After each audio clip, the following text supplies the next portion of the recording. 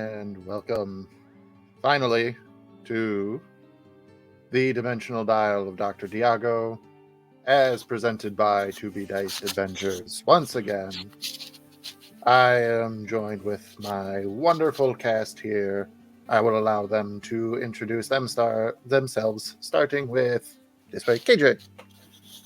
Hi, hello. I am KJ. I play the party's multi-personalitied cleric, paladin, sometimes rogue, Petrichor. Moving over, the wonderful Taylor. Hello, my name is Taylor, also known as Nerdy Pinup Girl on all social media platforms. I play Xanthi Nightingale, who is the mentally unstable sorceress, former alcoholic of the group. Alrighty, moving on down the line, Tarzan. Yes, buddy, we're talking to you. Yeah, you with the muted microphone. Hello, it's me, Daddy Tarzan 82855 on all social media platforms, where you can find me posting thirst traps of all variant kinds, including your boy Clucky McCluckerson. I am now waiting for a Clucky's fucking thirst trap. Now I'm waiting for it. You wish it into existence. Now we need it. Oh no! Welcome to my reality. Clucky McCluckerson, a ancestral guardian barbarian who has gone down a path of self-discovery into his connection into the spirit realm, and that's my shtick. Got it. We are here for the final, steady stream of Clucky content to finally round out all of the cosplays of the characters that have been in this wonderful story. Speaking of those characters, there's one left that you will be able to see this evening. That guy down there in the back of the bus tonight, the cool backseat. Victor. Dun. Hi. My name is Victor. You can find me as Victor_the Storyweaver on TikTok, and you can find your way to any other social media that I share through there. I'm going to be playing Borrow, the wandering monk that you will be seeing today, even though he may not necessarily see you. Ooh, he went there. But he went there. But he will. But he will. But he will. Absolutely. We'll see you from miles away. Alrighty. That being said, my name is Matt. I am also known as War-Torn Knight out there on the interwebs. You can find me under that name on pretty much every social media thing, but I'm pretty much only active on TikTok because, I don't know, it makes my brain go burst. So, yeah, that's why we're mostly over there. So, without further ado, last time on the Dimensional Dial of Dr. Diago, nothing interesting happened, right? I think maybe there was rain at some point, just like a little change of weather. So something about Petrichor and something someone died, something. Listen, we don't talk about it because we will start crying again. Well, unfortunately, in order to actually get the last time on D&D out, I will have to talk about it. But starting from the beginning, our wonderful group, escaping from a dragon attack, made their way back to the Dimensional Dial, and en route found out a very important bit of lore. This artifact, this green orb that they were tasked with finding and perhaps destroying if they were capable of, actually was an orb of dragonkind, housing the one, the only goddess of evil dragons, Tiamat. Just that. With this knowledge, a very intense discussion came up of what to do with the orb. And while this conversation was happening, they were ambushed once again by Chieftain Avrak, who attempted to take the orb back from Petrichor and was unsuccessful. A all-out brawl burst out around the dial, and a special reemergence of Caliban, the farmer, father figure of one and only Clucky McCluckerson, to help, and now the official herald of the Lord of Storms. Unfortunately, even though they did win the fight, it was not without cost, as the wonderful Xanthi Nightingale was disintegrated. For them holding up their end of the bargain and the stipulations thereof, Zazima, the Lord of Storms, was obligated to do everything in his power to bring Xanthi back. And that he did. Although she's definitely feeling a little blue. Anyway, so a touching goodbye with Caliban as he was left behind in the 6th dimension, notated on the dial, as with a flash of blue crackling electrical energy, the party was sent into the 7th dimension, marking almost exactly 1 year since the campaign began, marking the beginning of the 2nd chapter, if you will. What kind of dangers will this new dimension pose for our group of heroes? What mysteries shall be unlocked? And will the question burning in Petrichor's mind, which is, can I find her, be solved? These questions and more have yet to be diced.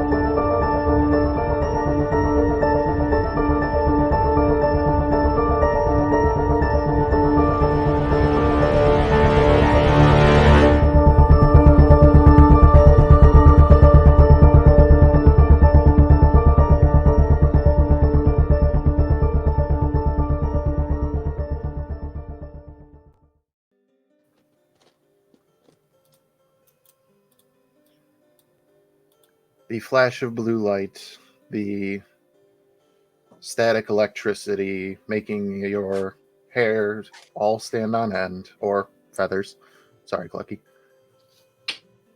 The weird feeling as you are once again hurtled through space and potentially time.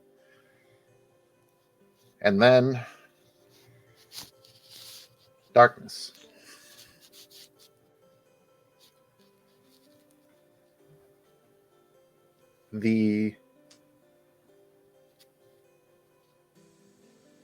Your field of vision, KJ, is all different shades of the deepest, darkest black, with the just hint of almost as dark but purple behind it. This is the only thing that's allowing you to gain some sort of depth perception to realize there are solid surfaces, floors, walls, furniture, bookcases, a door perhaps. I'm going to cast light. You cast light.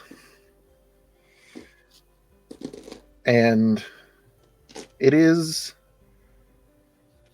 an interesting sight to behold when shadow casts a shadow. But this has illuminated a few things that are not made of this pure darkness. Number one, the dimensional dial.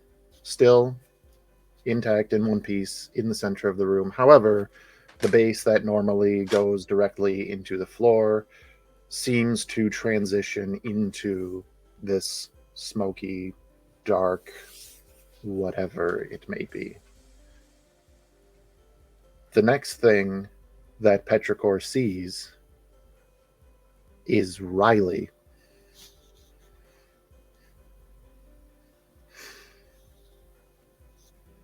Excusez-moi. What? What? She can't. I think Petrichor just legitimately has that shocked reaction of, what?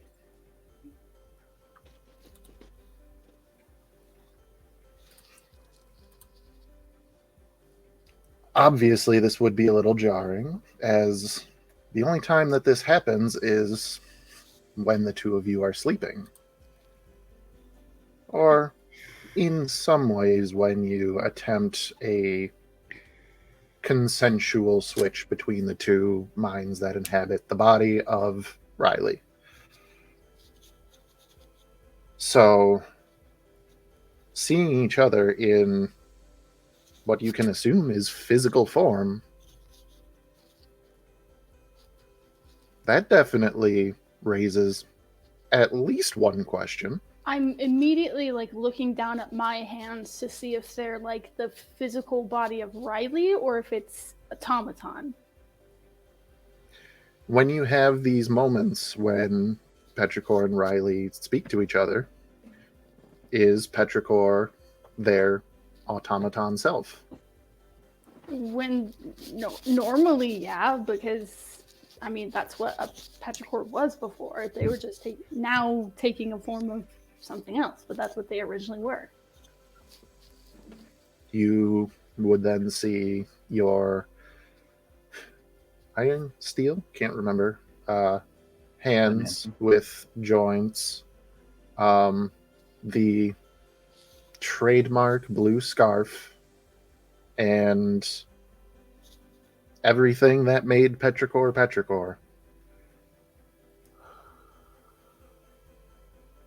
You also see something else, because with this being Petrichor's original form, when you originally inhabited Riley's body, you asked and were given the section of your torso that was the holy symbol of the Raven Queen. Not only is that replaced, and Riley is still wearing theirs, but they are both glowing.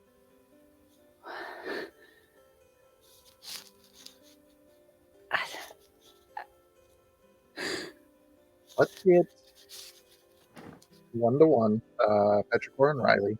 Little, what's going through their head, and then their initial reaction to all of this. I think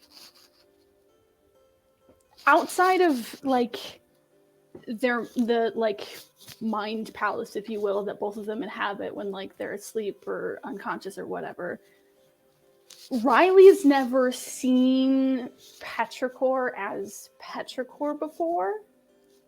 So for Riley, it's kind of feeling a sense of control and,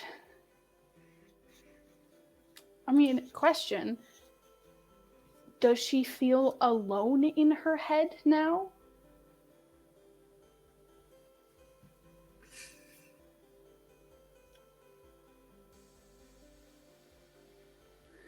Intriguing. Because that would be one of the first things she would notice, is that my mind is like my mind. There's nobody else poking around. Give me an insight check. I believe you said that this would be for Riley. Yes. I had title screen time to quickly run and grab my dice because I'm a terrible D&D player and forgot to grab them. It's okay. I haven't actually gotten my dice out either. They're right here, but I haven't gotten Mine my were in a different room, sir. How dare. Okay, Directly to insight you Jeff. said? Insight. Natural 20. That was almost Fan-fucking... a 9. It was almost a 9. And it was like 20. Man, starting things off with a fucking bang. I love it. This could So- hurt me later.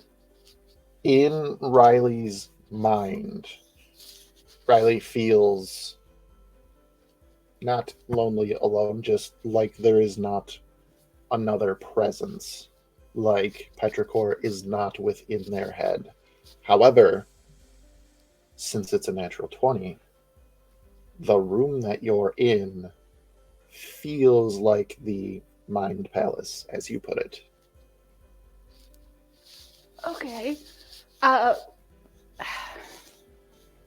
Riley sees what's happening and kind of feels that sensation and is confused, but will walk over to Petrichor and just kind of like put a hand on their shoulder, kind of unsure about what's going on, but like wants to be close to the only thing they recognize in this weird place, while Petrichor is shocked because this has never happened before. Kind of also grabs on to Riley's shoulder when she comes over and is just in a slight panic looking around for the rest of the party. In that moment that these two beings make physical contact with each other, it's a little jarring because your brain, after living for so long and absorbing senses in a certain way, has to take a moment to try to process what exactly it feels like to touch something that is both physical and incorporeal. It's like you guys are physically there, but also like it's just in your head. You are in, for lack of a better term, limbo, kind of. And as they look around, you do not see Xanthi. You do not see Clucky. You do not see Barrow. And you do not see Crow. But you do see someone sitting in the chair by the desk, all things still, this solid shadow. You, Petrichor, sees Dr. Dinah Diago with a solemn smile on their face. Hello, child.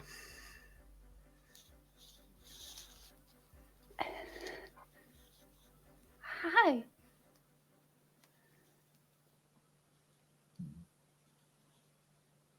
And as you're now taking in your surroundings, yes, there are solid, everything is made of this shadow, but that is her desk. Those are the books on her shelves. Those are all the instruments that she uses for all the things that she does. You are in a perfect replica of Dr. Diago's lab, where everything that is matter is now some type of dark matter, if you will.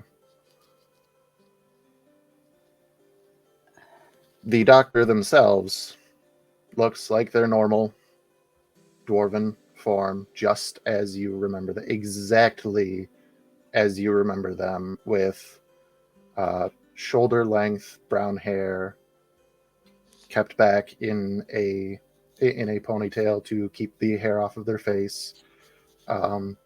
Some smudges of soot or whatever it might be from a experiment slightly gone awry. Her normal clothes with brown apron to try and, keep her very nice clothes nice and clean, instruments packed away in their rightful places. And she looks directly to Petrichor with a smile.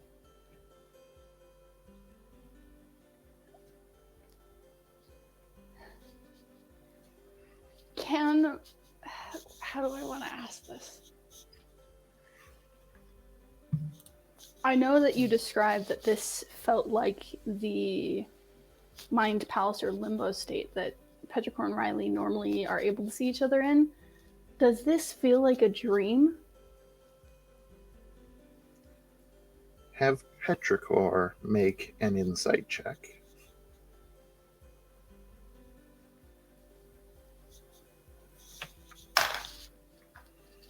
Ooh, not great. Well, it's not terrible. I have a decent plus. 14. 14.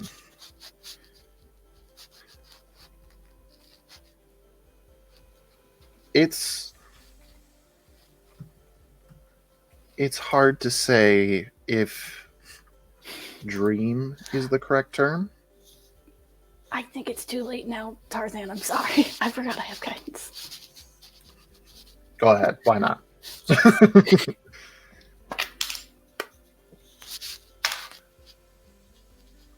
17. You're trying to think of if it's a dream or if this is real, and it's very odd that you would be able to treat so many things like it's the real world, but so many things don't react like it's the real world. And as you're really thinking about it, if it could be a dream or not, you're not sure if that is what it is, but you're actually inclined to a different hypothesis. Because even though everything is made of shadow, why does this feel like a memory?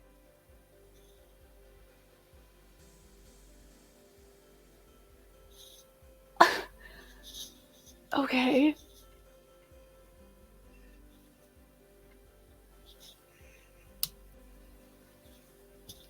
What do I do? I think Riley is just holding on to Petrichor, watching them confused and a little bit concerned because Petrichor is purely flabbergasted. Like, this was not what they were expecting. Not to make light of you being an automaton for now, but buffering. Yeah, buffering. 100% loading screen. How were you here?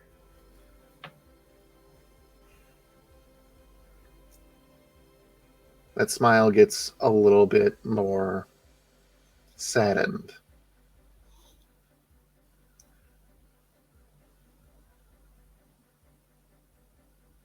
I'm sorry. This may be difficult to understand, but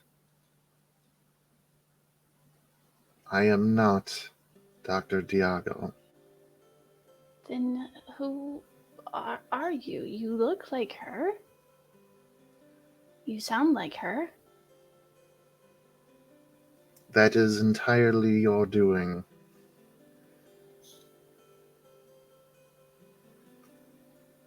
Then who are you?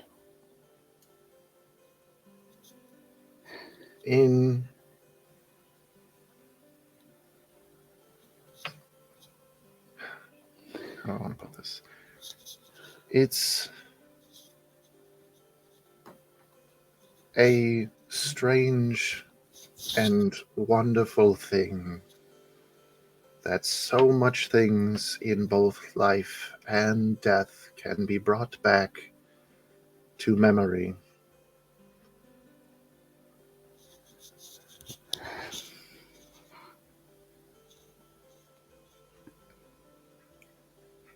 I think Petrichor hears life and death. And seems to consider for a second, buffering, before looking down at the glowing symbol and back up at her with a question.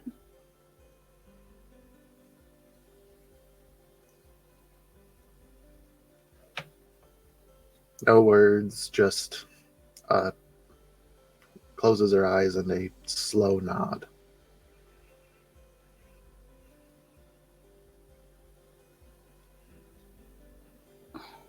What are you... Okay. Okay. Then...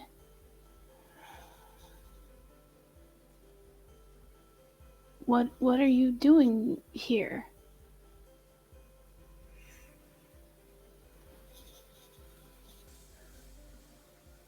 I am here because you have finally made it to a land that I have quite the influence over. Oh my god. Oh no.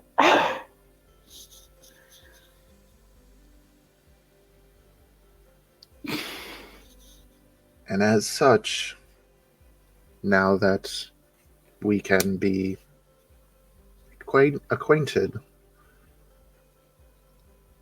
I will do what I can to try and help you.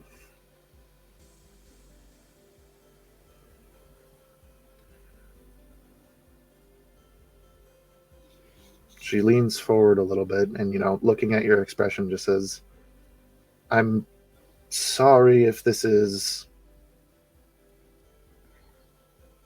upsetting or... I wouldn't say upsetting, just unexpected.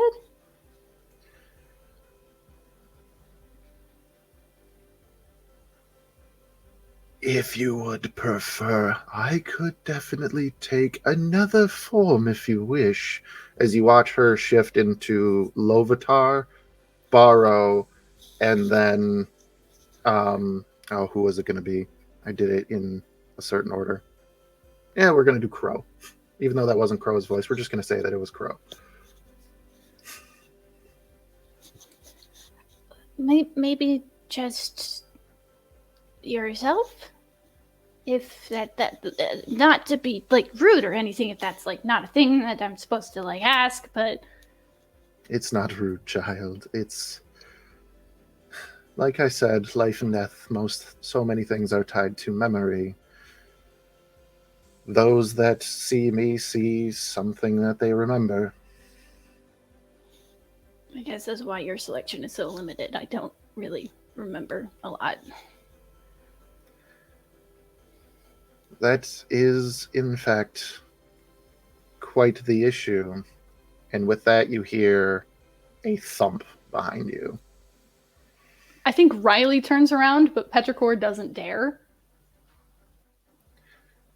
Riley sees, about 10 feet away from the dial, a roughly 3 foot tall and 4 foot long chest that is made of possibly iron or steel, and strangely enough, wrapped and locked with a blue metal chain with a blue locket around it. Riley will turn back and look very confused, and for the first time pipe up and just say, I'm sorry, I don't really know what's going on here or who you are in any of the versions you took except for some of the people that I've seen, and I don't know what that is. Can I get some context clues, maybe a little? I'm very confused. She laughs and says, Riley, I'll admit, I don't know too much about yourself either, because you've only just come into my sight a little while ago. I don't know if that's But supposed to be a threat or not. I do not make threats, darling. No, from your nature and from what I can gather from one of my followers, is that you are from an area that I do not have any influence at all. So, But given that that, explains the whole magic thing. This is new for me. I'm sorry. it's fine. You'll get along just fine. Wait, you said follower? Petrichor, are you a follower? Petrichor just kind of looks over and's like, I mean... Looks at the Raven Queen. Not technically. It's complicated. I don't know how to answer that question. There's no formal sign-up sheet. There's no weekly dues that must be paid or meetings to attend. Just your service. And in your case, which is not the case of most, whether you know it or not.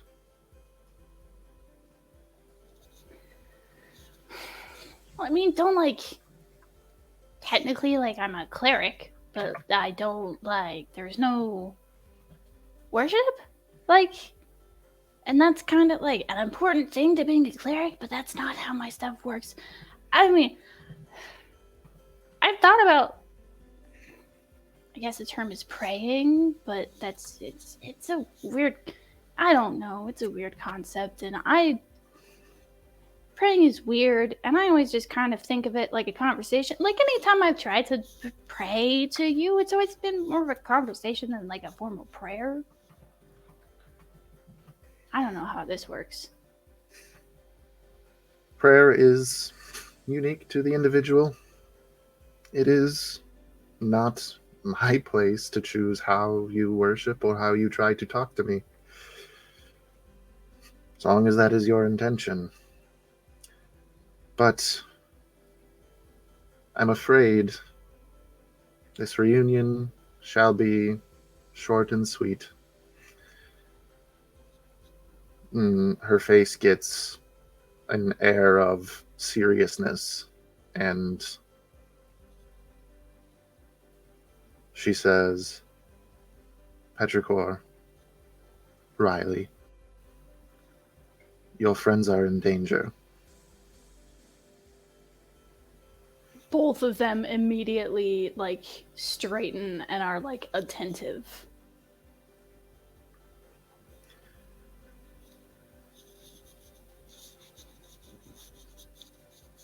There is something intruding upon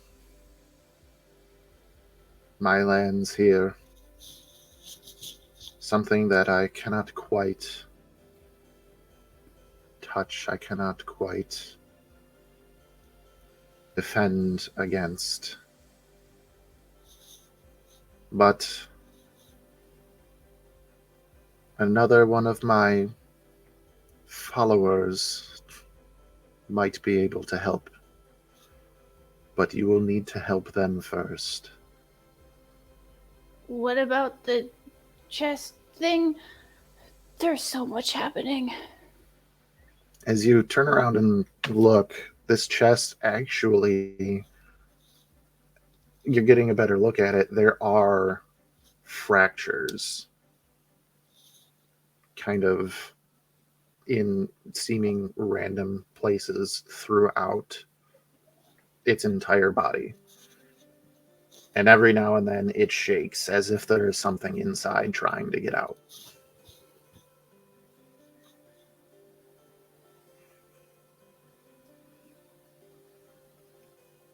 I'm sorry, but I do not have the key, and I cannot tell you exactly what is inside. for you have to unlock it yourself.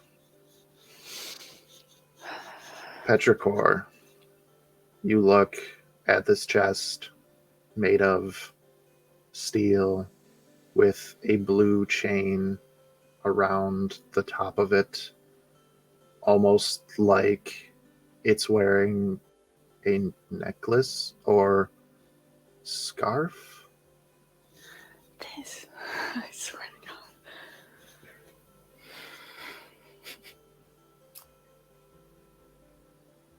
They belong to you. You need only find the key. It's because of this that you are actually the only one right now who can save your friends and my follower. And she gestures to the side, and the door of what should be the door of Dr. Diago's laboratory, that everything else is this solid form of shadow. All of a sudden, this is not. And you remember the door to her laboratory being a sturdy oak with metal reinforcements. It's rather plain, but in this moment, the door that you see is made of an ebony wood with wrought iron hinges. And from the crack underneath it, what looks like firelight from a fireplace or maybe torch.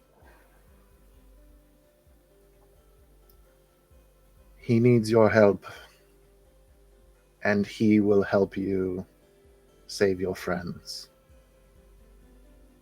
And then together, you all can help me.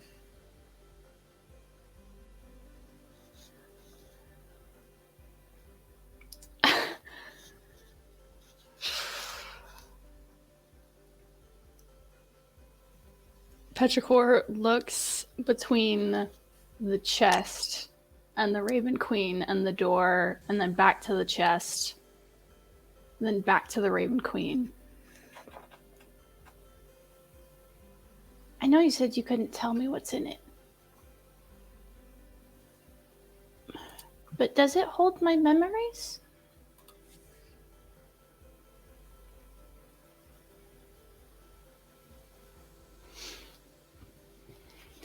I don't suppose you could give me a hint as to where to find this key. You'll remember. Hopefully sooner rather than later. I swear to God.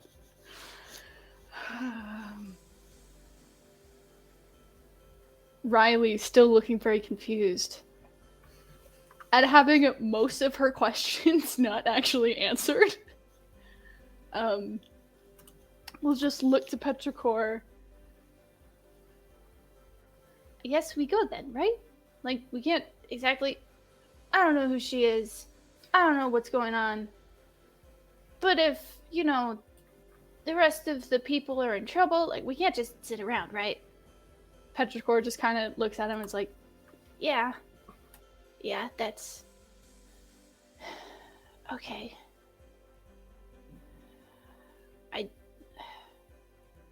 Does this follower have a name?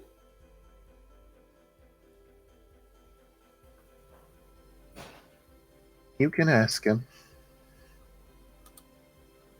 Okay. Just through there, right? Yeah? Okay. And we'll just kind of like, not scared, but like that trepidation of like, you don't know the proper protocol of how to address this person. So like a mix between like just fully turning and walking towards the door, but also like not wanting to turn their back to her, kind of not understanding what the dynamic is. we'll head for the door. She just gives you like a polite sort of half bow to Riley and Petrichor individually. I think Riley reaches the door first and opens it as Petrichor kind of gives one last look. So before the door actually opens, KJ, from this moment on, the choice is yours if you wish to be Riley, Petrichor, or both simultaneously. Excuse me? Did you say simultaneously? For clarification, I want you to get super excited for this adventure. Uh-huh. Yes. This I got adventure, you that. can choose to be one, the other, or both simultaneously, meaning that they would be side by side. For you are still in this memory-scape. This Listen. mind palace, if you will. Listen, you're giving me the option of both, and I'm absolutely going to take it. It makes it harder on me, but like the story. Absolutely side by side. Hand in hand, actually. Hand in hand. So, as you open this door, what you see is not a description that I can give you. Preemptive smash. Sir, Yes!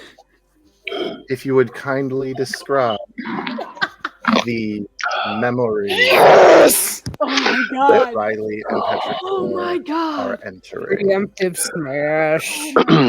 I'm Can you hear me all right? Yep. Okay, so what you see is a very dimly lit workshop.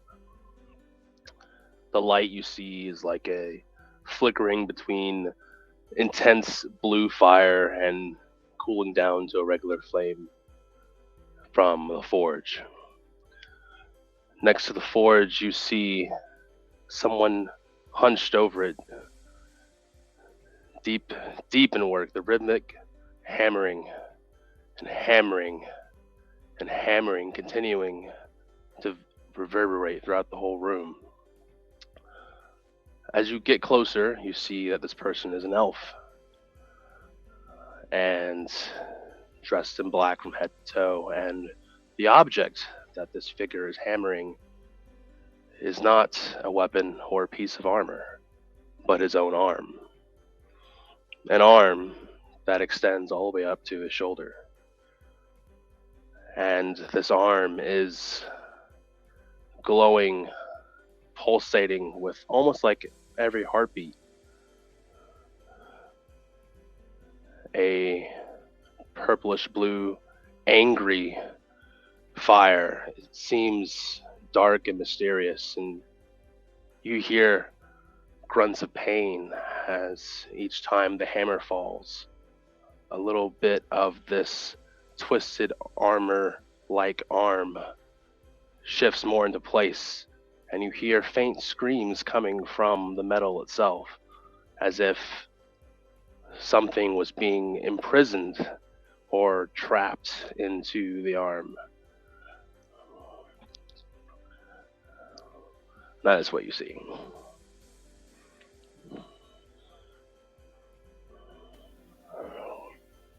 Okay. Okay.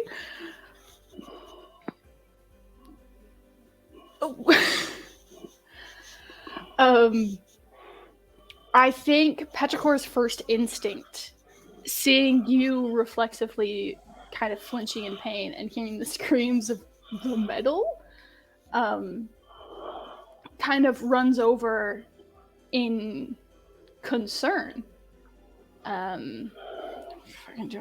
And just pulling a couple things out of this bag that they have, runs over and starts like giving you a once over to see if there's anything that they can do to alleviate whatever's happening, or like find a way to make it less painful, if that makes sense. You feel like there's intense evil coming off of this arm. Like he's trying to harness the power of some occult force and bring it into his arm. That being said, we're absolutely using this divine sense. Detect Now, good and this evil. is Smash. intriguing. What is this? What is happening? This is intriguing. Divine sense.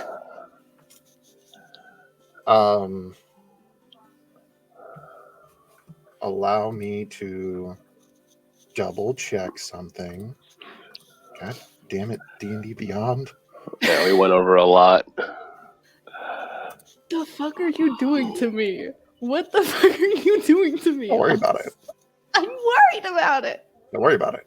I'm just fulfilling a role. It wasn't my idea. How do you think the rest of the party feels seeing the child go through this mental state? You're not here. I know, but me as like a player outside of this, I am fucking losing my shit right now.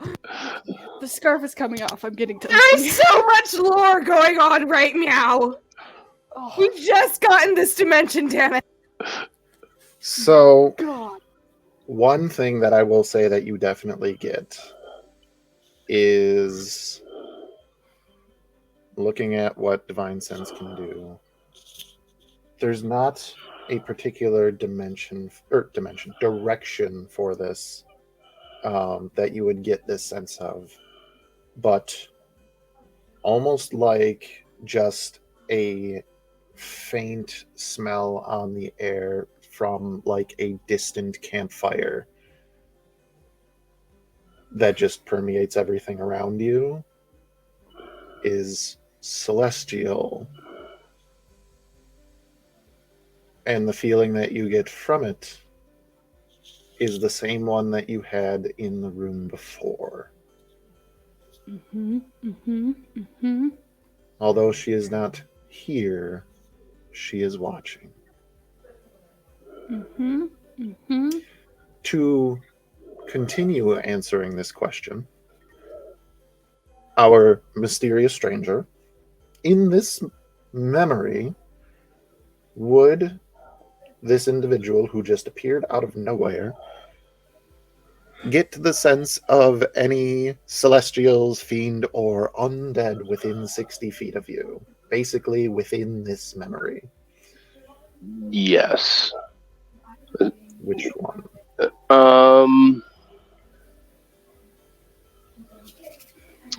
He definitely feels the power of the arm.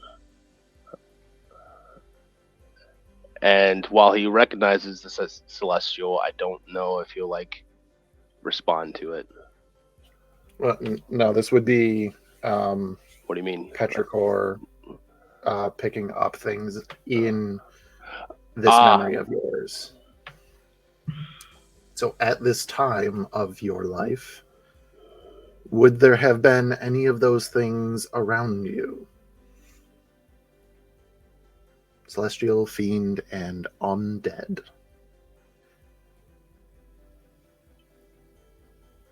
Definitely fiend. Yes. Mm.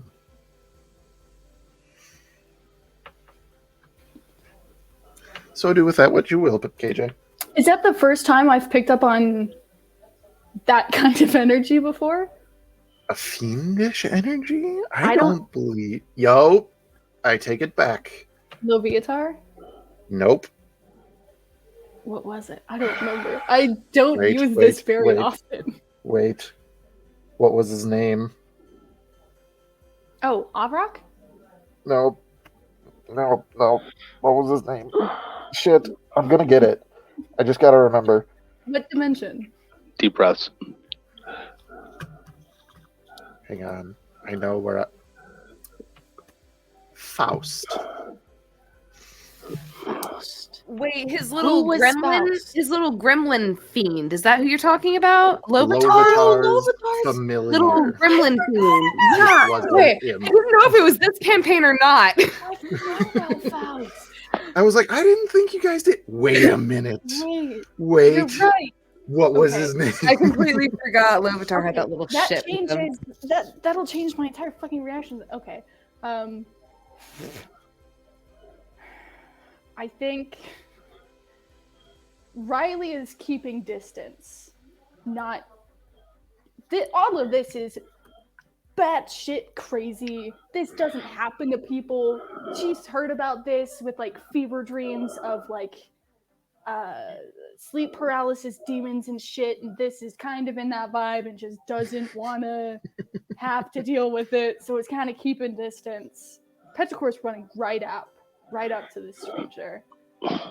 Senses the fiend, questions at it, but also every experience thus far has been positive, because Faust was an enjoyable little guy in Petrichor's eyes.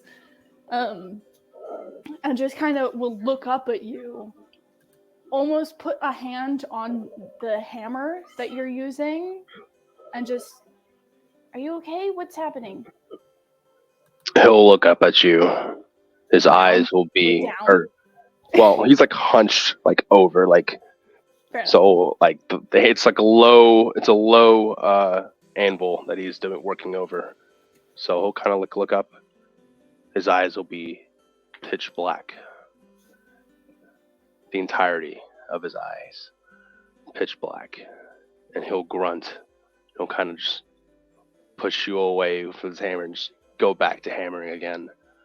And you'll hear as he's returning back to his work, must get revenge.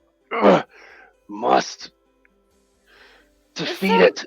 From personal experience, revenge isn't the best of ideas. I actually fought a goddess once because of that. Might still do it again. That's to be determined. What will once again, like, hand on the hammer. What's going on? What does a little one such as yourself know of the astral plane? And the Have I heard of horrors the that astral await you plane? there? Have I heard that? Like, do I know anything about that? Are you Riley doesn't know proficient fuck all, in but Arcana? we talked about this before. Am I? I'm actually. I am! Have you are, yes. So you would have at least basic knowledge of the planes. I'm going to have you roll an Arcana check to see how much you would know about the astral plane. 19. 19. I read. You do read. You definitely know that it is theorized that there are different planes of existence. There is the material plane that you are all from. There is potentially planes of the four elements. There is different planes of things that have positive energy or negative energy, things that are born of chaos, and things that are born of darkness.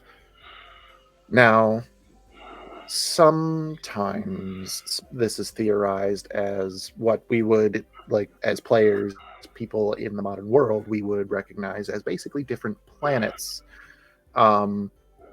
It's also been theorized that it's sort of like layers. And whatever the case may be, there is a clear separation between all of these planes. And in that separation, in the between, lies the astral plane, a expansive void that is basically just everything else, that is home to all kinds of wonders, horrors, and everything in between.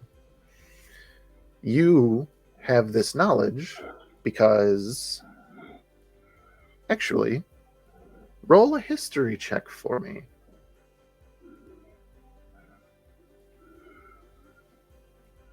You're muted. I didn't hear what you said. I was swearing at myself because it was cocked. 22. 22. You almost hear from the open door behind you the sound of splintering metal. And you feel a rush into your mind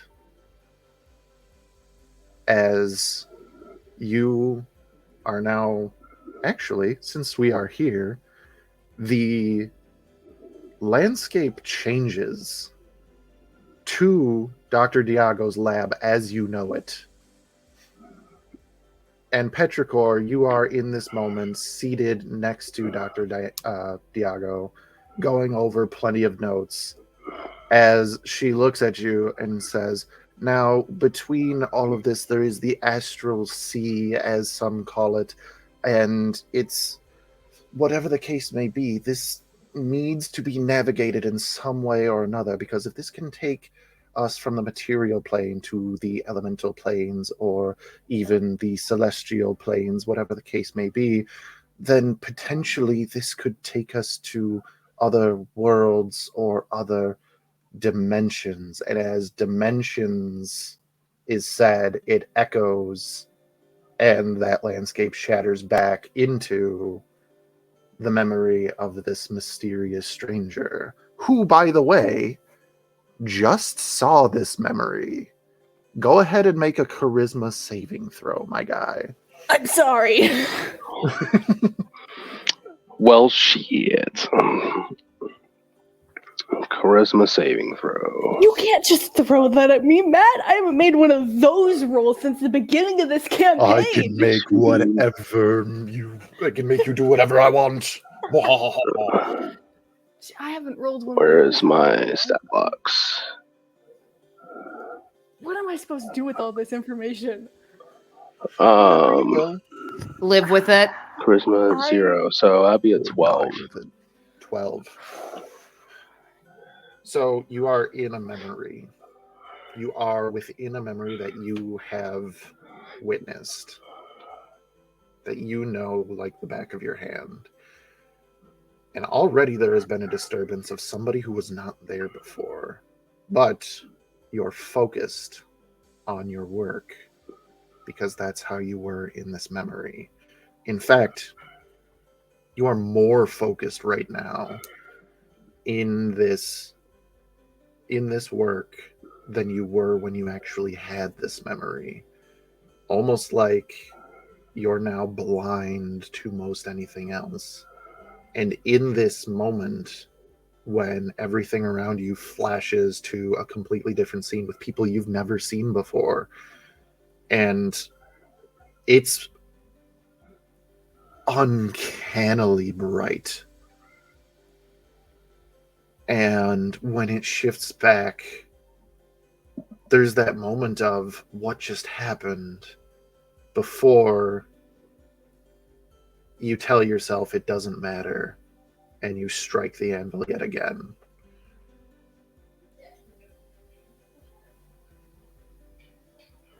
Petrichor, you saw this brief sort of moment of clarity of this individual almost pondering the entire situation. And then he goes right back to his work. Okay. What do I have? What can I do?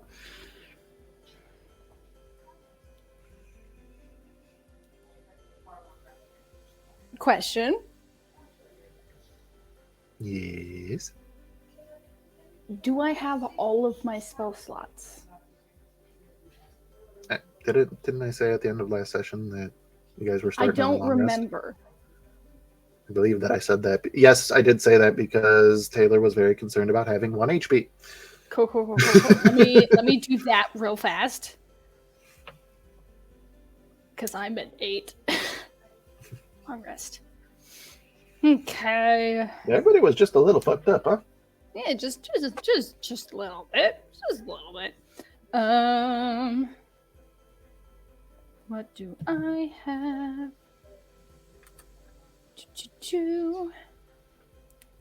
I don't know if this is gonna do shit, but we're gonna try. I'm gonna cast Calm Emotions. Ooh. Calm Emotions. Since I just so happen to have your character sheet up, allow me to take a gander. Hold on. I need to make sure to. I'm refreshing my shit. Oh, Give- I should. Give me 5 Okay. seconds. Well, then you tell me. Is that like a saving throw kind of deal, or is it a just common happens kind of deal? motions.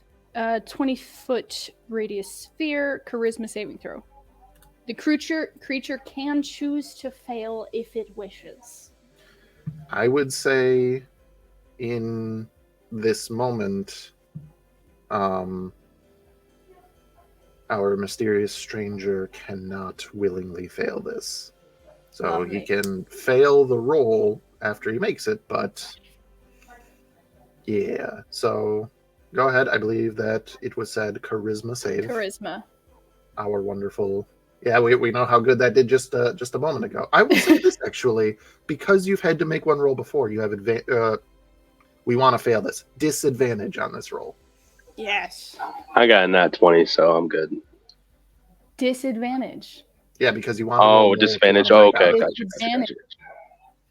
This is not the What's net 20 my we roll? want, unless I This want is not the net. Well, it was a 7, so You succeed. fail. You fail. I fail. So, in this moment, you are hammering away, so consumed with rage. You were just about to go into a whole, almost lecture about the astral plane, and then there was this brief flash, and you did not. You're not sure what happened, but you have work to do. This needs to get done. You've made a promise, and this needs to get done. So you hammer away, and in this moment where this child puts their hands on you, automaton, I apologize. Automaton. Still a child. Yes, The child's in the back. puts their hand on They're you both in children. a wave of calm, a wave of serenity comes over you. And in this moment, you are able to actually finish this memory the way it actually happened.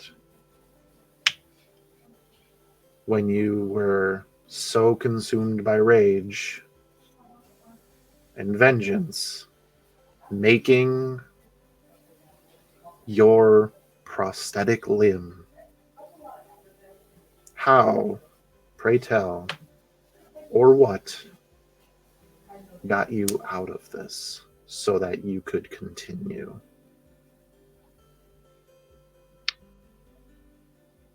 What does Petrichor and Riley see? So, I believe much like the light of the fire, a almost celestial presence just kind of into existence. A wreath of flame just kind of just undulating on itself. And then you hear a voice very akin to the one that you just heard from the room. Speak to him, and basically, I'll just sum it up. Basically say, calm, be still, this isn't the way. I can offer you a better choice. And the key to defeating what it is you seek, only if you agree to my terms. And you see the arm kind of just crack and shatter. And then it goes all the way up to the shoulder. And as you see it just crumble, you'll see some ghostly white fibers begin to weave themselves together, getting bigger and broader and stronger, forming into a pale arm before it kind of coalesces into this white golden color of a metal arm. All whole, save for you can tell that it's metal. And he offers his services and says, "What must I do?" And the being says, in time. For now, go and seek what it is you wish in the astral plane. And it just vanishes. And with this vanish, so too does the room around you. You are back in this shadow version of the dimensional dial in the doctor's laboratory. And now, free from this memory, back to the form that they were in the present day. Oz, would you care to now describe how this character looks?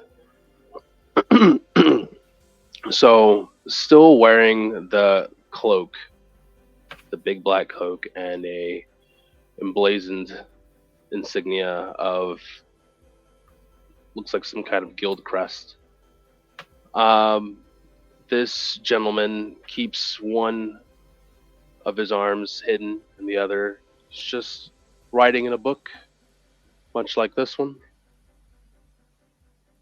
Fiercely, as everyone is appearing, he's just deep in thought, deep in trying to transcribe the moment, and still dressed in his casual black.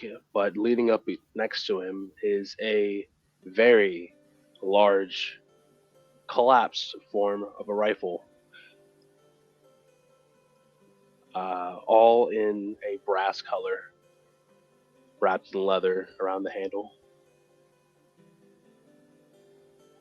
And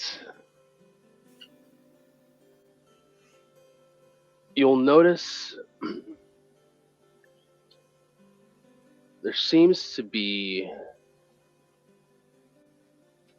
a being kind of standing next to his shoulder, also writing in a book, but he's see-through, kind of flickers in and out of existence.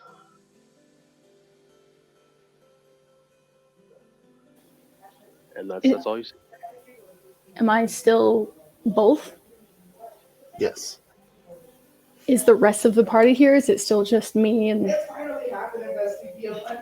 As you look around, you see a couple things that are different. Namely, this individual, which you are completely aware of your surroundings now, sir.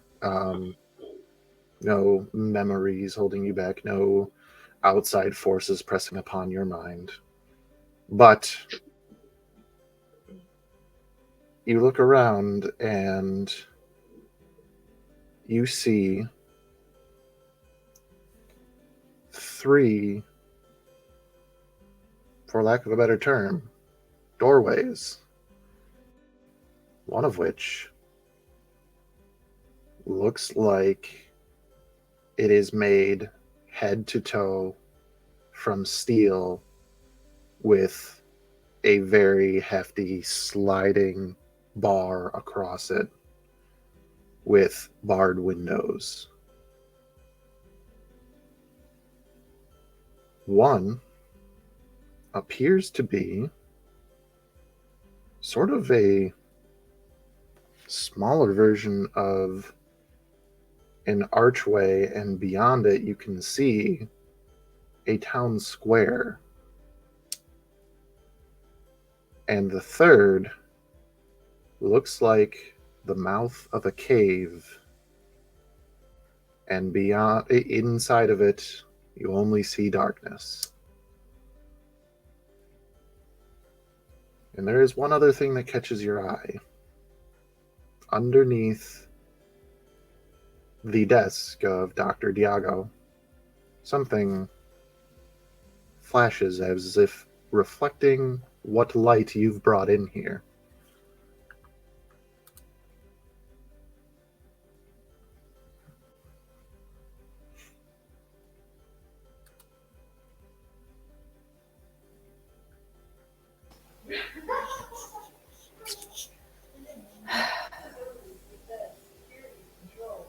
Hello?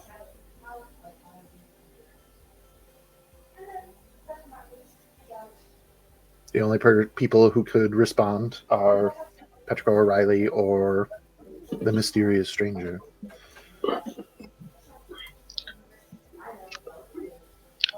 Ah, interesting. Very interesting. So it was a portal all along. As you are going over your notes, something has changed about this strange pedestal that you've been analyzing.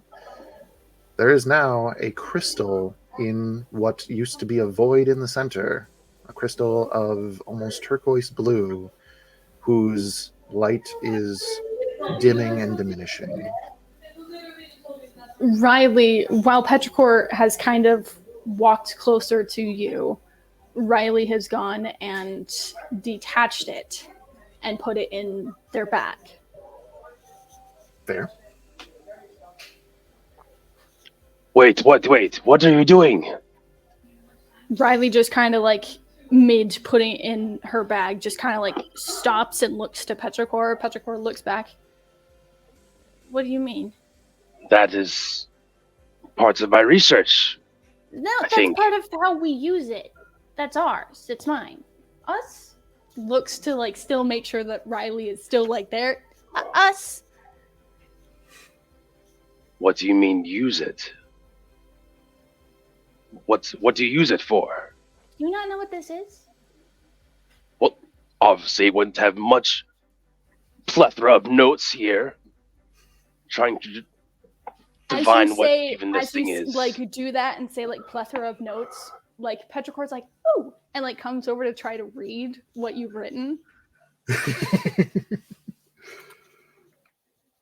I don't know you, and you invade my personal space upon meeting. My name's Petrichor. And will reach out their hand. Sir, as they reach out their hand, you can't help but notice a symbol etched into their torso. In case people are wondering, it's this one. Shameless plug. Hashtag go follow Claybeard on all of the Claybeard or Claybeard Studios on all of the social media for your clay and other pottery needs. Oh, if only you were here. I see. What's your name? Interesting. She said I could Lord. ask. What's your name? Questions. Right, well, you may call me Soul Arcan. Soul Arcan. Cool. I already introduced myself. That's Yes. turns over to look at Riley, and Riley's just like, that's my friend. And he'll kind of like narrow his eyes at you as he's studying you. Does he notice anything like besides the symbol that kind of gives him some kind of indicator that they are agents of the Raven Queen as well? You would notice Riley, what looks suspiciously like the etching on their chest, I would say looks different to what it used to because it's been filled in. So it doesn't exactly match the rest of the metal on their torso, but matching the metal on their torso, hanging on Riley's neck, is an identical version of that symbol. I will also say this. Their symbols are still have that faint purple glow. So does yours. And this is something that you have seen happen, and something that is a telltale indicator of where you are. He'll pull an amulet from under his cloak and look at it, and he'll notice the faint purple light. Ah. So she sent you. Well, I guess. More of happenstance conversation before I got here, but we would have ended up here whether she kind of stumbled. It's a long story. Well, are there more of you, or? There should be. And we'll like really excruciatingly look around. I don't know where they went, which is really concerning because of what I was told. Where do the doors lead? No, this is the only chamber he'll notice that he's like, now that he's actually looked at his medallion and looked at theirs and see how they're all kind of glowing in time with each other, he's like, oh, this isn't good. Listen, I really need to find the rest of my people because they could be in danger. And also, you might be in danger. I don't know. I got told that I'm the only one that can help in this Oh, we're in circumstance. danger. What? Listen, let me finish talking. My people are. She said that my people are in danger. You're in danger. I'm the only one who can help, but not even Riley. Like just me. Sorry, I said your name. And Riley's just like. And Petrichor just like keeps rambling about the circumstances that led here. None of it is cohesive. It sounds like a babbling of someone who's slightly insane, but in a way where you know that they're kind of telling the truth, but you just don't know what the fuck they're talking about. He'll kind of try to attempt to cut them off. It's like, you don't know what you might have let in. Listen, Come. There's no time. Let's find your friends. I don't know where they are. That's the problem. But she said that you could help me, but I had to help you, and then you could help me. But you don't seem to be like in danger. I don't know. We need to move now. We can't stay here. Why? This is Deanna's lab, like it's always safe. Something may be coming. But it's Deanna's lab. It's always safe. We made it that way. Kind of. Don't know who this Deanna is, but... Do you know where you, like, this room? Do you know what All this is? three of you roll a perception check. Okay. You may have to switch between two different character sheets quickly. Listen. Perception? Not Yes. great. Not great. 12 no. for Petrichor. Load faster, please. And 12 for Riley. Okay.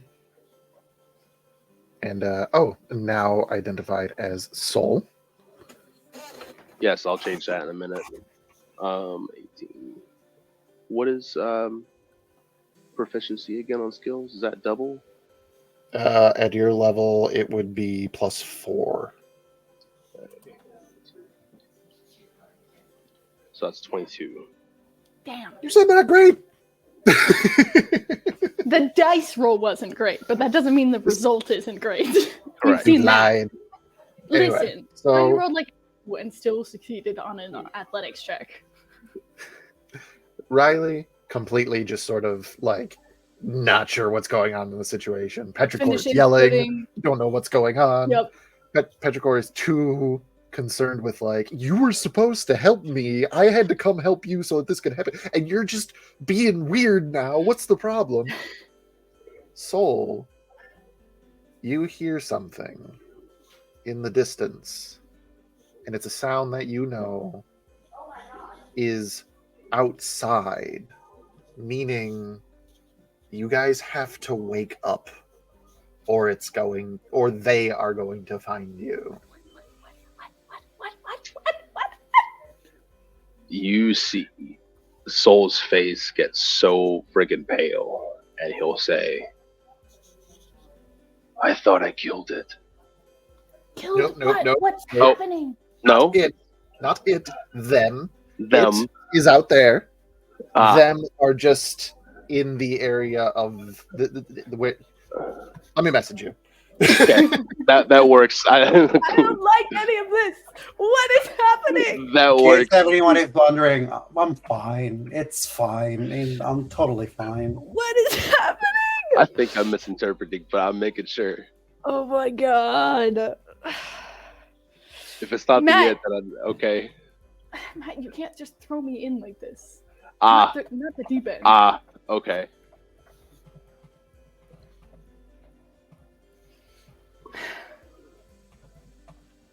Okay, that makes sense. I'm getting so much information right now. I feel like you guys can really type because I forgot to mute myself, and I'm sorry. We can No, hear it. It's I great. can hear it. It's great. I can hear it. We love the sound of the click clacks of the keyboard and spam typing. Whispers. Pretty much. This is the long distance version of whispers. If only. That's what it is. Me and Victor have had so many whispers throughout this campaign. Okay, that's it. Okay. Got it. All right.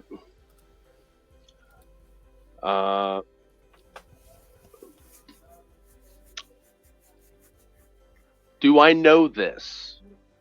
Do I know that? Hang on. Let me just message you back. Quick, I somebody think- plug the socials. I think while Right. this is all happening, Riley has finished putting the crystal in their bag and secured it around so that it doesn't shatter or break with whatever else is in their bag. And she kind of comes up behind Petrichor, who I think Petrichor is a little bit taller than Riley is. We've never made that distinction, but I think Petrichor is just a little bit taller than Riley.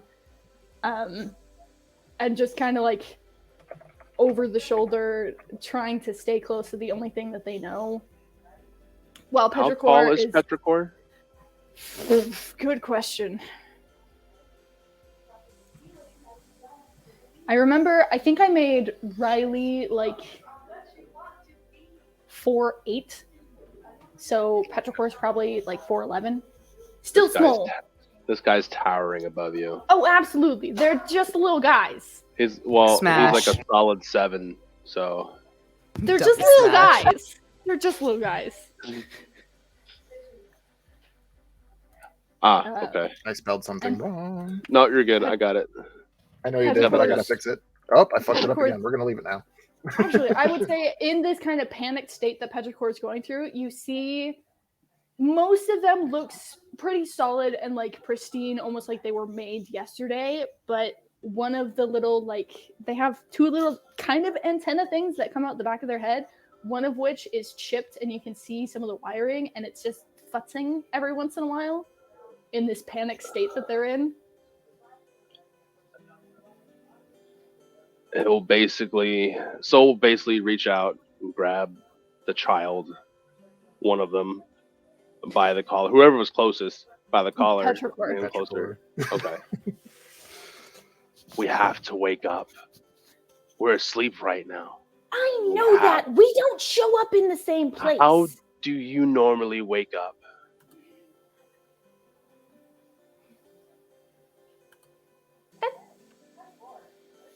That's a good question. Do I know? Like, is that...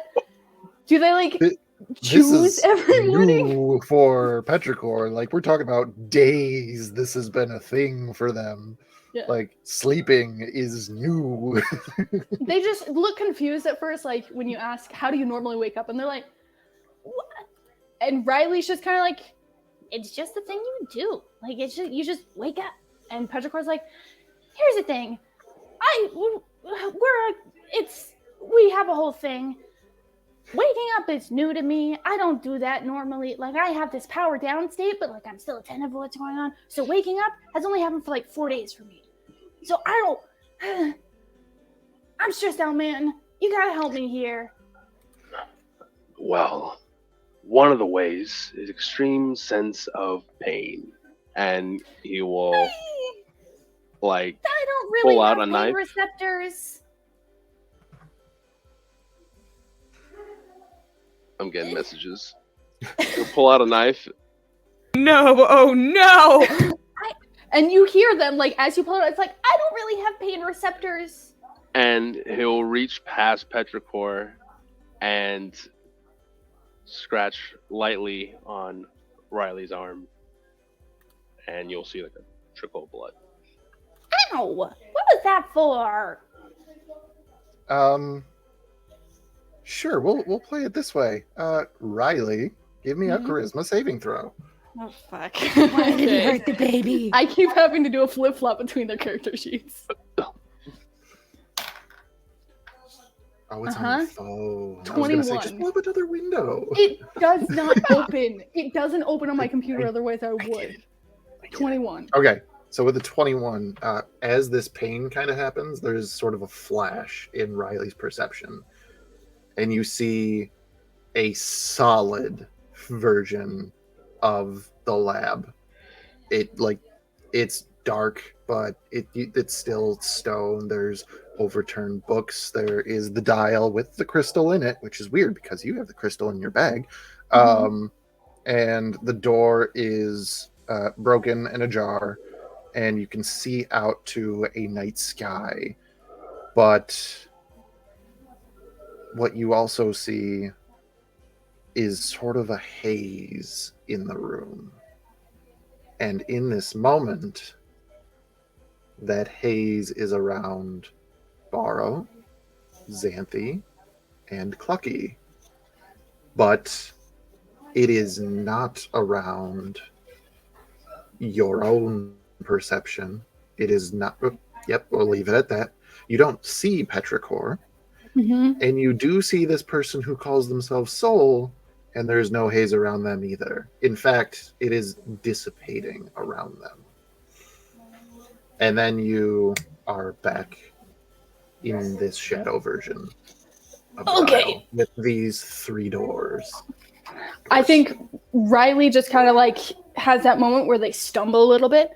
I didn't like that. That was bad. Please don't do that again. Ugh. And just kind of like does that half bent over thing, trying to like recuperate. Petrichor looks concerned. Listen, what is going on?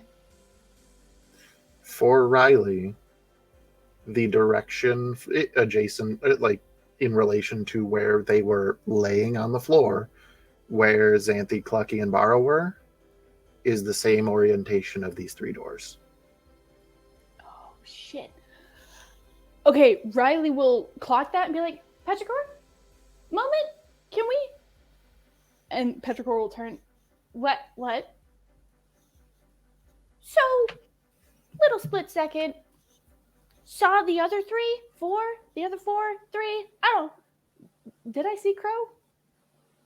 No. Little concerning. 3, Crow wasn't there. He was there. Those doors? Exactly where each one of them were. They had a haze. Do we need to fix that?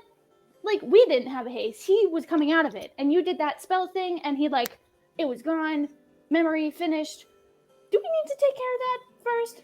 Looks at Soul. Do we need to take care of that? Yes, we need to save your friends. Petrichor, I believe each of these doors represents one of your friends. Petrichor takes it all in, turns around at the doors, completely ignoring Soul, and kind of hand on Riley's back. Which one is Barrow's door? Riley would see the door that looks like the entrance to a small town. And without another word, Petrichor is off. Looks like That's takes up as well. And I'm gonna guess Riley tags along. Of course. When the 3 of you breach the threshold of this gate, Victor, would you perhaps weave the story of I see what you did there. I know how this is going to go. Pre this mission for the Dimensional Dial, the worst memory that Barrow has. Borrow lore, let's go! I was just gonna say that. I'm here for the Barrow lore. Yes! I have been waiting for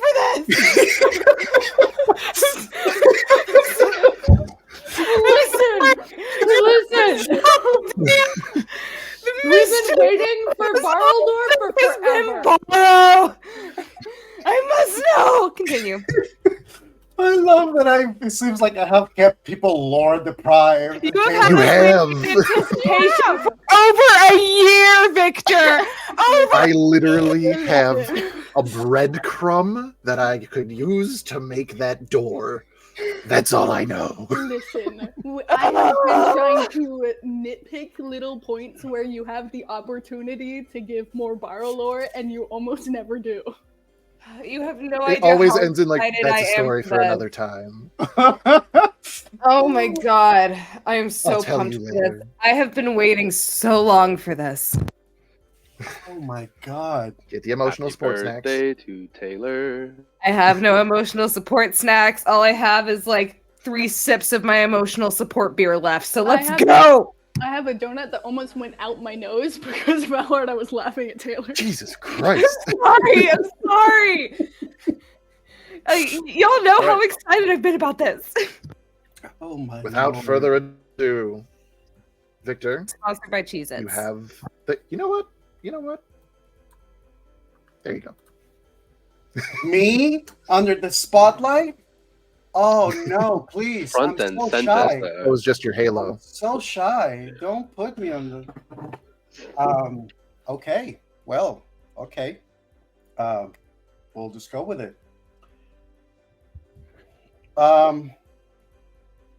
You guys step through the door, and as you step to it, the first thing that catches your attention is through your ears, because you hear a loud bell. I will also say, since this is Barrow's memory, it is as Barrow would perceive it. Carry on. Oh dear God. So what you're saying with that is that are they in my POV? Oh my god! Yes! Granted. Okay. So as soon as you step through the door, there's darkness. And from that darkness, in the distance, somewhere in the upper area of your vision, you hear the loud bang of a bell from what probably is a tower of a town hall of this village. As this bell rings, that darkness is suddenly filled by the vibration of the sound creating the shape of the bell, and then through that vibration and the visuals of like this echo sonar sensibility, you continue to see as the expansion of the bell sound followed by another bell sound and another bell sound, and each time the sound just begins to fill more and more information. The tower, the full building, the rest of the smaller buildings around, the village. And as the sound begins to descend from the top of the tower and onto the ground level, there are other sounds that begin to also fill the space and just fill your surroundings. And you just start hearing footsteps that are actually first seem to stop with the first bell, then suddenly begin to move, and then begin to move faster. And then you start hearing gasps of fear and sounds of, they're here, they're coming. Oh, and you just get overwhelmed by the commotion that is the constant silhouettes of the darkness sonar vision of Barrow, slowly beginning to fill the space as you clearly now can feel and know that you are in the middle of the town square, where you are sitting down at the edge of a fountain, and this bell is announcing that danger is approaching. While everybody else around is running, you also notice that there are figures that are standing around you, facing your direction, who are not moving. And some of the heartbeats are steady, but the majority of them are beating faster. And you can hear the gasps of the younger ones in that group as they tighten around the pommels and the spears and the many various weaponry that they have. The time has come, you say to them. I can only offer whatever aid that I can muster, but I have taught you all I could in whatever little time we have. It is now time to stand and set forward. You grab your staff and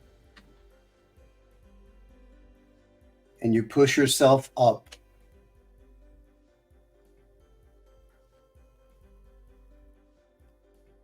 And you sheath the staff as you then reach down and you draw this short sword and dagger and flourish them and start moving forward. You're moving toward a rumbling sound that is coming from far away, from beyond the gates of this town. And at this point, the majority of the people who are not soldiers, who are not beside you, that sound has begun to diminish as they have taken cover and they have gone into hiding. You hear blinds and windows being shot, doors being barred, little whimpers of children as their parents try to quiet them to keep hidden, even though you know exactly where they are. You can hear the prayers of various of the soldiers walking behind you. And then a loud boom as the gates in the front of the space rumble by the impact of something on the other side. Another impact, boom. Another impact, boom, louder. And only you can hear as the wood begins to give. And you can hear the crackling that is announcing that very soon that wall is going to fall. And finally, the last one happens. And the door crashes. And one part of it just topples down while the other part swings. And from the other side, a swarm of barbarians of various races, orcs, Goliath, goblins, or gnomes, drows, everything. They're just charging in this feral way.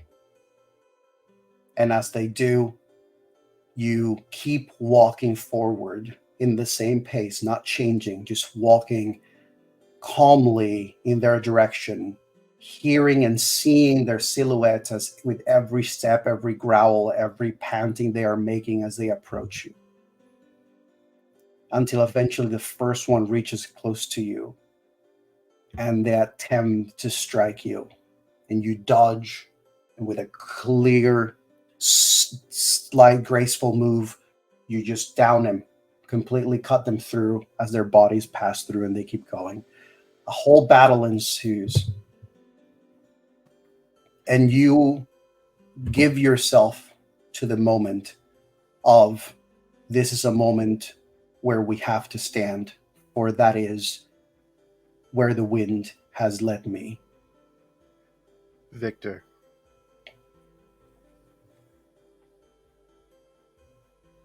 Varro isn't quite aware of this, but this is the moment where this memory has changed. Because these barbarians, no matter how many you cut down, don't stop. And in this point, Barrow is trapped in this memory because there are still enemies to fight. Petrichor, Riley, and Soul. The three of you are separate from Barrow in this horde of enemies who you're pretty certain they're enemies, but you've never seen the world like this. Soul, and by extension, Petrichor, you know that the only way to make this stop is to somehow shake Barrow out of this memory. I would like everybody, Taylor and Tarzan included, to roll initiative. Are you kidding me? What? Sir? This is Oh my god! What the My fuck God. is going on here? Oh my god! Garbage roll. Of course. That is My a natural Jesus. 20 plus 2 for a 22, motherfucker! I don't know about you, but Taylor's feeling 22. Why is it with Xanthi and Clucky always rolling the same goddamn number? That is so weird. It's because we have a lot of rage that we hold within our tiny little bodies. Listen, you're not going first. Clearly, That is true. goddamn. All right. Clucky, Xanthi, sorry, Taylor and Tarzan, you two decide or roll off or by dexterity. It's up to you guys. how you guys figure What's out your who's going dex? It's first. probably higher than mine. +3. Mine's +2. Clucky goes So- first. Da-da-da-da. We should know this by now. Like they've done it like so many times. You're not wrong. Soul. I just hate that the first roll I get was a fucking nat 20 on initiative, and I know my other rolls are going to be fucking garbage after this, so I am just already mentally preparing myself. Don't summon it. Don't summon the All right. the So low-rolled gods. coincidentally, as this is technically Barrow's memories, again with this being strangely weird, there is strange silhouetted versions of that Petrichor and Riley would recognize as Xanthi and Clucky, and this is me bullshitting that you guys are actually able to partake in combats that you are not actually awake for. So do we know what's going on exactly? Basically, react as you think Barrow would think Xanthi would react, and it's going to be So a are we- figment of Xanthi. Oh no! Okay, This is gonna keep hitting question. her foot. All your stats and stuff. So But yeah. question, what figments of Xanthi and Up to your insane interpretation. figments, or like the Oh my insane God. figments? Up to your interpretation. Oh my god. Oh lord. Which Okay, that so being okay, said, so current Xanthi or past Xanthi, odds or evens? Let's go. Oh dear God. you have some time to figure that out because Riley is up first. Oh god, I'm horrified. You are in a melee, and Okay. Okay. it looks Okay. like Barrow is content just cutting through people. Okay. Okay. Riley has kind of seen this, but not with the intent that is currently happening. This might be over immediately, just depending on how rolls happen. It's because, True. quite literally, the goal is not win, it's wake Barrow Wait. up. So I know that normally Petrichor is the one who's done this with the training with Barrow of closing the eyes and being able to navigate your world. Would Riley, by extension, be able to do the same thing? Even though You I know can we're do already this because in this memory, Barrow can. So your perception is as clear as Barrow's would be. Got it. How close? How far? Like, would we have been really close to him because he was Like what 10 we feet. were watching? Got it. Okay. Let's see. It's unfortunate that Riley's going first because Petrichor's the one who has. Okay. What can I do? Time to get creative. I see that look on your face, Darlene. Don't worry. No rage.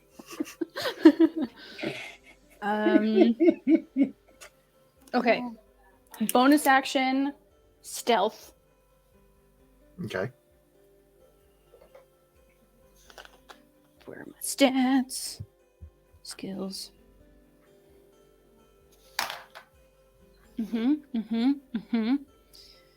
That's a 25. Hits. Oh wait, It's yeah, stealth. stealth. You hit the Stealth. stealth. You I fucked hit the the stealth stealth. right up. And then I'm going to just maneuver up to where Barrow is. Okay. Barrow has a sword and a dagger. I'm going to try to take the dagger out of his hand, but in a way that's like one smooth movement to replacing it with my hand.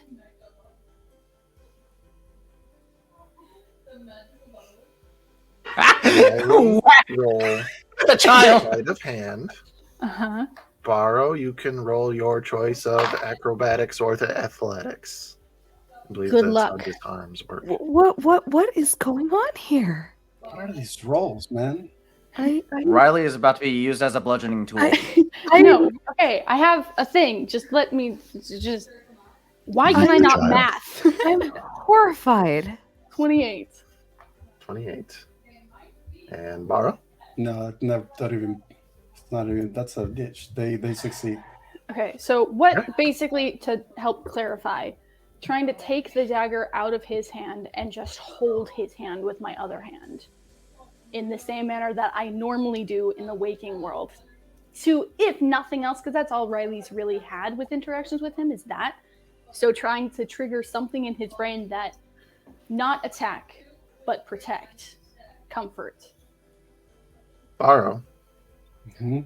This is the moment where now you become aware that there are other people around that who were not there a moment ago.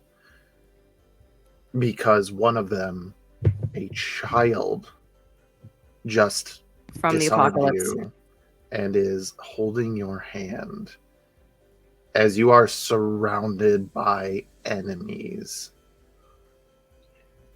She's just holding eye contact.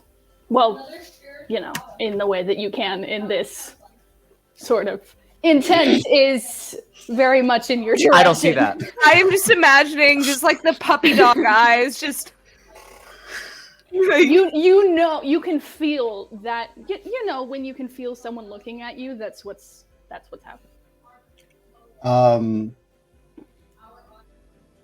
I mean, the moment that happens and he can sense the child next to him holding his hand, it's just a moment of.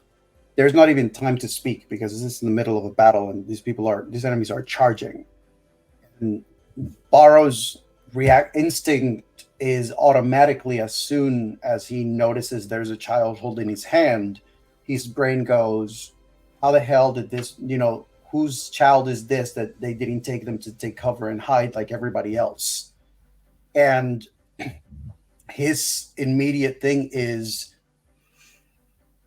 attempting to shield them and trying to immediately, as basically keeping himself between the child and the horde, trying to move the child toward the nearest structure so he can put them away safely.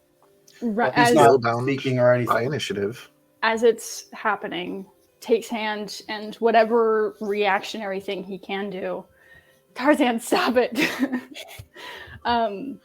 Riley just says, "You know me. You have to wake up." Borrow, Mm-hmm. you do not recognize this child. It is a child, but you do not know this child. And with that, Phantom Clucky. There's a horde of enemies. So how does Tarzan think Barrow would think Clucky would react? Oh, Clucky is going, and he does what Clucky does in the waking world, and his eyes look over to Barrow to see if he's being summoned to pick him up, or not. Seeing that they are currently engaged with the child, reverts to his default setting, which is kill fucking everything. And That tracks. I would say, in this sense, since it's still relatively new, Clucky doesn't speak and just goes, "Bagah!" and just fucking rages. And he has a long, shadowy stick in his hand now, which is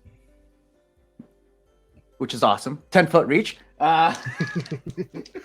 Recklessly attacking anybody that gets within 10 feet of him. Yeah. Oh shit, I have 5 charges now? Say less. That's going to be a 30 to hit. Jesus Christ, yes, that hits. That's a miss. 10. Do any of these motherfuckers happen to be dragonoid in nature? No. Oh, it would have been cool though. Aside from Xanthi?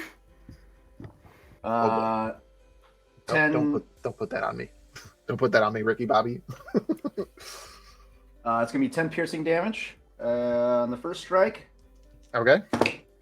and 26 to hit on the second strike, Absolutely. and that's going to be an additional 10 piercing. And if they are still standing, a shadowy column of ethereal chickens come billowing out of the ground and impacting into the target. No, you absolutely cut through two of these people. Ooh. You are just raking them in left and right. So by all means, sir. Well, in this case, the shadowy chickens are just swirling around his form as he's just This sort of ethereal Clucky. That being said, Soul Arcan, there is a very lot of all the things that are weird, just hanging out there for no reason. Seems very out of place. There is a very large avianoid, human-ish looking thing with big wings, like a pike in its hand, and now there is a column of what you can only assume to be spectral chickens swirling around them. Welcome to Vegas. Totally like a normal thing in this party, but yeah. welcome What? to our reality. Just another Wednesday. What is this magical acid trip? This is just every fucking Wednesday for us, buddy. Like, Does Soul say something about that? Like, does he make a comment? Well, we're still in Well, the sure. middle of everything. Oh yeah, if he wants to make a comment, that's fine. Yeah, Or are you just gonna like nod and keep going? I'll wait for my turn. We'll see what happens. Fair enough. Fair enough. Well, what does happen? Figment of Xanthi. oh dear God. Rage, So- Xanthi, let's go! So here's the thing. Xanthi rolled a nat 1 on the evens and odds. Okay. And Xanthi is currently, we are in a dream state, correct? Yeah. So here's the thing about Xanthi. Xanthi doesn't have dreams. She has constant It's reoccurring nightmares. It's not really Xanthi. Like, this might be something that you have shared with Barrow, and this might be him remembering this. This is Barrow's version. But of it. yeah. But I'm saying, but are we currently in a dream state? Are these characters It's- currently in a dream state? So, not Xanthi herself. Xanthi's mind palace is somewhere. Your princess is in another castle. Yeah. But this aspect of Xanthi through Barrow's lens would be here. So this is not actually Xanthi. This is a figment of Barrow's imagination, as he thinks of Xanthi. Okay. Yes. Okay. That's what I was wondering, because that is the important part, is this Xanthi in a dream realm? Because if it is, y'all are fucked. Remember that for later, though. Anyway, okay. So this would be current mind Xanthi in this war zone. Mhm. All right. So Xanthi, upon seeing Borrow with a fucking blade in his hand and cutting through people, she immediately is like, oh, this is some serious shit. She doesn't know what the fuck is going on. But the fact that Borrow is cutting people down is saying something. So with all of these enemies around her, she is going to cast Lightning Lure. And just at the nearest biggest fucking thug who is coming towards her, she's going to cast lightning lure on him. He will have to make a strength saving throw of 19. Okie dokie. Remember when I said that I didn't get out any dice? I forgot. He does not. So she's gonna cast lightning lure. So he is okay. No, that's what Clucky says. So okay, so you just see this flash of lightning, and even like celestial little Xanthi seems very surprised at what comes out of this, because originally she was trying to cast control flame on like the torches around her, so she's very confused at this point. And she will cast lightning lure on this individual. So the target must succeed a strength saving throw or be pulled up to 10 feet in a straight line towards you, or make a 1d8 or take 1d8 of lightning damage within 5 feet of you. The spell's damage increases by, okay, so 11th level, so they'll be taking 3d8 of damage. Beautiful. Tell me how this spectral minotaur takes all of this damage, and go ahead and roll it. 3d8. Hold on. Where's my Special d8? minotaur, he says. My Smash. He was gonna, but Are these d8s? These are d8s. Okay. So it's going to be 3 d8s. So for the first two, it's going to be a 5 and a 3. Okay. And then for the third, that's going to be a 7. So that would be 15 points of lightning damage. So 15 points of lightning damage. Oh, and I'm forgetting, add your charisma modifier because you are a blue draconic sorcerer. Oh, so my charisma modifier. This is good practice for your new stuff. That would be +5. Okay, so 20 points of damage. You grab this guy, you yank him close to you, and as he kind of like gets to that point, you just pull it tight, and he like Thanos snaps. Oh, she just kind of sits there. She blinks for a moment. She goes, good old days. And then just kind of goes back to taking on the fucking crowd. That is the chaos. As a bonus action, she would like to ready the spell. Give me a moment. You cannot ready a spell as a bonus action. Oh, I can't. Fuck nuggets. Okay, then I'm done. Okay. That will bring us to Soul.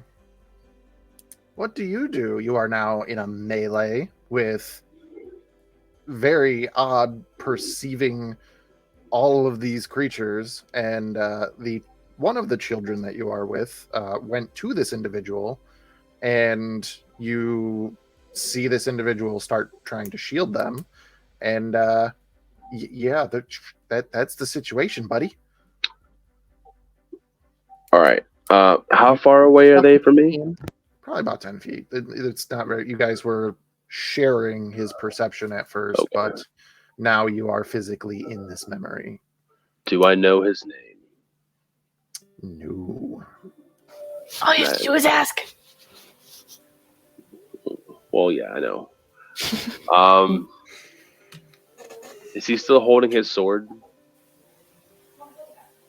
Yeah. Okay. Should be. I'm gonna walk up to his other side and grab his other arm and cast Dismantle on the sword.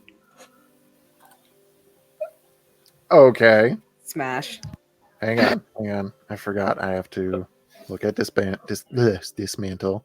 Da da da da da da. Dismantle takes a minute. Oh, it does, doesn't it? Fuck. Okay, Yeah. fine. Genius. Sorry. All right. That would have been nuts. That would have been freaking nuts. It would have been. You fancy magic caster to you. I mean, kind of. All right. Let me.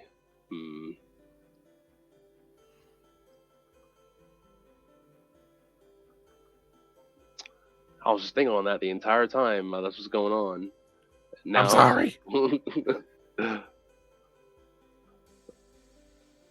A whole monkey wrench in my So you plan. do also have a unique perspective on this situation, and that you know that you are in this person's memory, and you know that you just need to get them to finish that memory somehow, or just something to get them out of it. You know that they will be stuck in this memory for an eternity, or you will wake them up.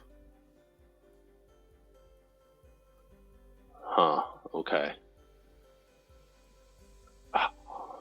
It's like some Nightmare on Elm Street shit. Perfect for Really the spooky is. season. I love it. Can we tell how many other enemies there are out there? Is like a legion kind of aspect. Now you know that this would probably be because of the state of how the echo cloud will affect somebody's memory, that it seems endless. Okay. Like every time that you're like, oh, that's all of them, there appears to be more. And every single time that, a burst of lightning or this chicken with a pike cuts through a horde of them, more end up just appearing right there. It is turning this memory into a nightmare. In the words of Captain America from the lips of Clucky, bok, bok, bok, bok, bok, bok, bok. Indeed. I can do this all day. Especially Figment Memory Clucky, because he doesn't have stamina.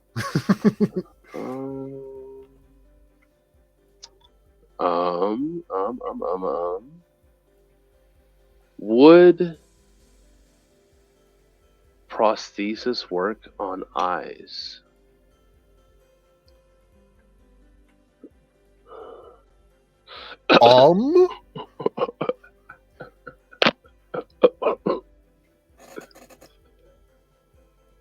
Because it says a finger, leg, tail, or limb. Seeing but it how big a also leg is. says that it is replaced, and he does still have eyes. He's just blind. Mm-hmm. Hey, yo, he trying to give you eyes, Borrow. Aim for them retinas. So I will ask you, would you care that this process would physically replace his eyes in this moment? Are you asking me that? Or Yes. Barrow? Oh, Barrow's not casting the spell. This is up to you, buddy. I mean, yeah. Then yes, I wouldn't care. This would be a thing that needs to happen. You would care, as in you're still going to do it? Yes. Okay, all that I will... it's got a range of 10 feet. Let's... Congratulations, you got eyes again. This is not how this spell is supposed to be cast. Let's call it... You can use your spell attack modifier as an artificer. Specifically. So that... and if you beat Barrow's AC... So it would be your proficiency bonus plus your intelligence modifier. I'm assuming I already know the answer to the question, but I have to ask it anyways. Do either Petrichor or Riley know what's happening? Ow. Is there any inclination? of what he's about to do? Absolutely not. Lovely, lovely. Okay. So What's going on? basically, so for visual, basically what is happening is he's kind of doing a peekaboo kind of thing. Just comes right behind him, puts his hands over his eyes. So That's So how you give catch me it. Yeah, give me a d20 roll, add your proficiency bonus and your intelligence modifier. That's how you catch a hand, right?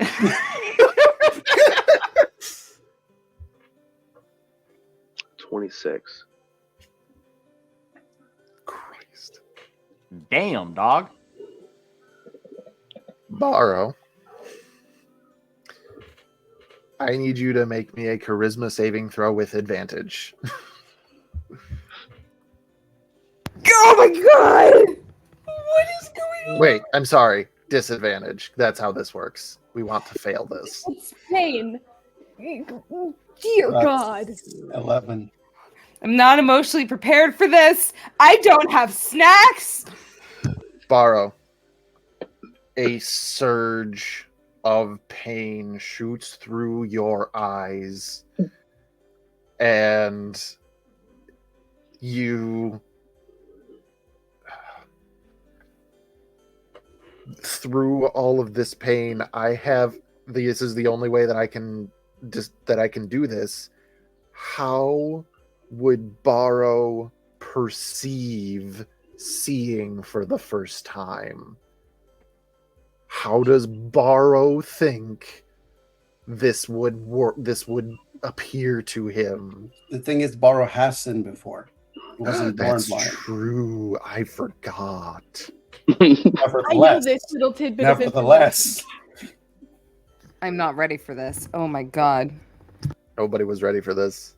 I don't have snacks. How could you do this to me without snacks? You always have snacks. This is I what don't have happens. snacks today, This is okay? what happens when you add Oz to the mix. Okay. Okay. okay.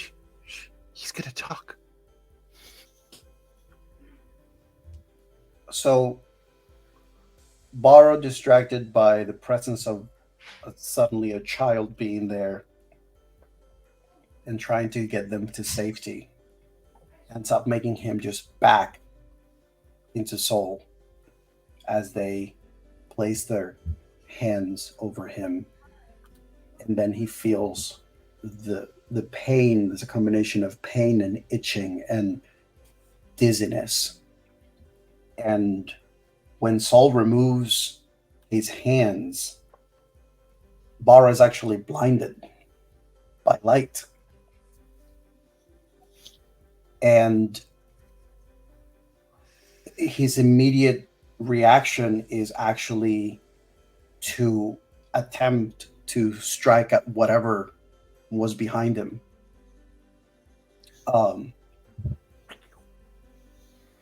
You try to strike, and as you are perceiving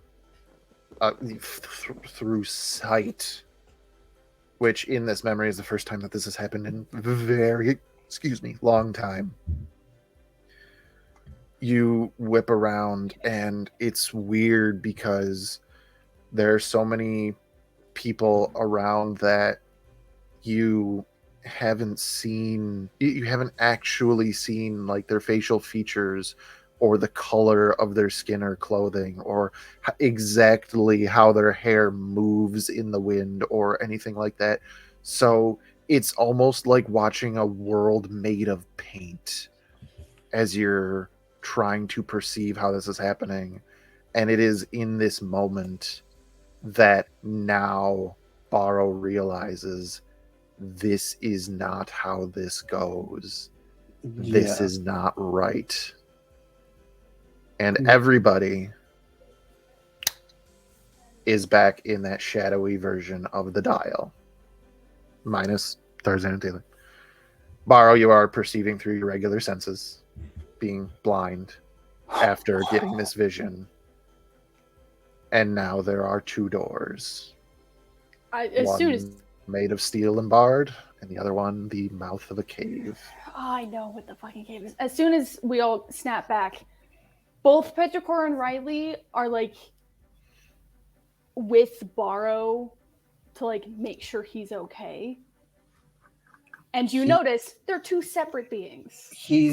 It takes him a moment because as soon as they end up in the shadowy place and he's back to his regular senses, it's almost like he has the echo of the light still like in his retinas, and he's stumbling, he's like moving and sort of like keeping his hands up, just sort of trying to not knowing how to move and react, and then suddenly he senses this like two figures coming close to him that are short, and he sort of recognizes one heartbeat, and then the other one just is the sound like of the metallic clanks that are also familiar, and he just has a moment of, Are you okay? I think I have finally lost it. What? No, it's hard to okay. I'm not gonna freak out again. And as Petrichor is trying to collect themselves, Riley speaks up. I think we're in like a dream state. Otherwise, we don't show up at the same time. You should be okay. Bara just has a moment where he just takes the moment to hear the two voices and sort of like make the connection between the two. Like both I recognize, different personalities, heartbeat, metallic whirring. And it's just, so dreams, you say? Oh, yeah, we don't. You've interacted with both of us. It's.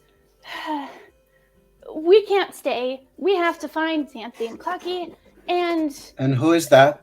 And Bara immediately is just, his attention is on Saul. That's Saul. Speaking of, in this moment, just to put into perspective for Riley, Petrichor, and Soul, as Borrow was regaining his sight and perceived the world with colors and actual vision, you guys watched this memory that he was in shift along with that. And I have to specify for Soul, this was the brightest thing you've ever seen. And you're actually recoiling from it.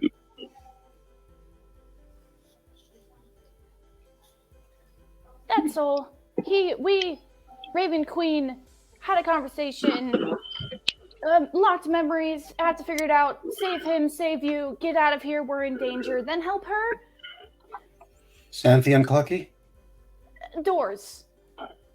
Nightmare that you were going through that was like a normal memory that you had turned bad. We have to do the same for them that we did for you. They're dreaming. It's not real, but we have to get them out of it. Then we shouldn't delay. Right. Indeed. Cave is Clucky. Metal doors, potentially Xanthi, only because Clucky's talked about the goblins before, and I'm assuming that's a cave. And Xanthi had massive trauma, locked environment, hence door. So this is another one of your friends. Well, Yes, onward, let's go. This is Borrow. Anyway, I think we should get Xanthi first. Maybe. From And the tales Riley's that I- already moving to the door. Okay. You move to this door. Like I said, there's a very large sliding bar that keeps it locked. Although, even though it definitely looks heavy and rusted and like it should not move, it does move effortlessly, allowing you to open that door. And when you breach that threshold, since this is what I'm doing, Taylor, would you please go ahead and paint us a word picture of Xanthi's worst memory pre-dial? I'm going to go on mute and eat figurative popcorn. Okay, so first and foremost, there's like 2 memories to choose from here. So evens or odds? Either that or you can just pick. Even. It's up to you. It's so hard for me to pick. Even. That's why I let the dice pick. Even. Evens are odds. Okay. Girl, we can't Well, even. Wait a minute. Wait. Without me knowing which one it is, I will ask this: which memory, is easier to be shifted slightly, where Xanthi can't escape it? Yes. Damn it! Yeah. Why you gotta be the trauma llama?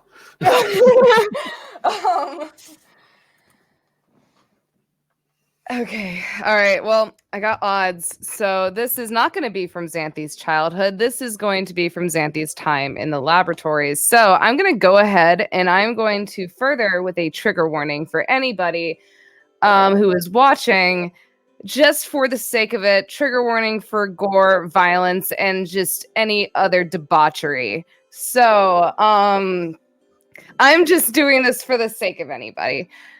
In all honesty, we should probably have these like in the descriptions of our YouTube channel, all of our YouTube videos. Yes. Yeah. But for this in particular, as to what I'm going to be describing, trigger warning for violence, gore, and a lot of graphic body horror. So, okay. This is from point of view, right? All right. So the first thing that you hear, you just see darkness. You hear the dripping of water, just very steadily, just drip, drip, drip. And eyes slowly flutter open. You see just these locks of mangled curls hanging in front of Xanthi's face. You can feel the pain and achiness of almost like the best way I could describe it would be like it's the worst kind of cold you would ever have. And I'm just saying that because the more thing that I would say would represent would be more withdrawal. But I feel like the best way to kind of put into perspective of that is it is like the worst fever you've ever had. You cannot function. You cannot move. It feels like your whole body is paralyzed. You find yourself in almost like a crucifix position on this big metal cross. You feel something just lodged all along your spinal cord. And it is just these needles jammed along your spinal cord into your body. And it is just pumping in this black viscous liquid that is just, you feel it burning your body from the inside as you are just occasionally coughing this shit up. And the dripping that you are hearing is blood dripping onto the floor mixed with this black viscous substance that just seems to almost be alive as it's moving throughout the crimson liquid. And you look up, Xanthi looks up and just sees this tiefling just looking at her. And this shadow, you see these red eyes glaring at her, and he just tells her to do it again. Do it again. And it's just this massive pile of bodies just standing in front of her. And you see her you feel like this fluctuation of unstable magic fled through her as it just bursts into flames, and the smell of burning flesh fills your nostrils. And you are unable to move. You can't even, pretty much the only thing you have control over is your magic, but you also know for a fact if you make one fucking wrong move, it is going to be hell. You feel nothing but paralyzing fear. Sounds like an October Tuesday. I know, right? Stranger Things. Let's go. So, as this moment in the memory picks up, and this is the repeated the repeated motion of, again, again keep this cycle of using Xanthi's magic for what you know is nefarious training for what he has in store, which Xanthi probably doesn't even know at this point in her life. She does. She has no fucking clue. She never has. And it's in this moment that your perception, your point of view becomes your own, and you are standing in the room on the sides and behind Xanthi. The first thing Petrichor does is cast Hold Person on the tiefling. Interesting. So again, he's a wizard. Might I remind you, Matt? Holy shit. God damn it, child. Listen.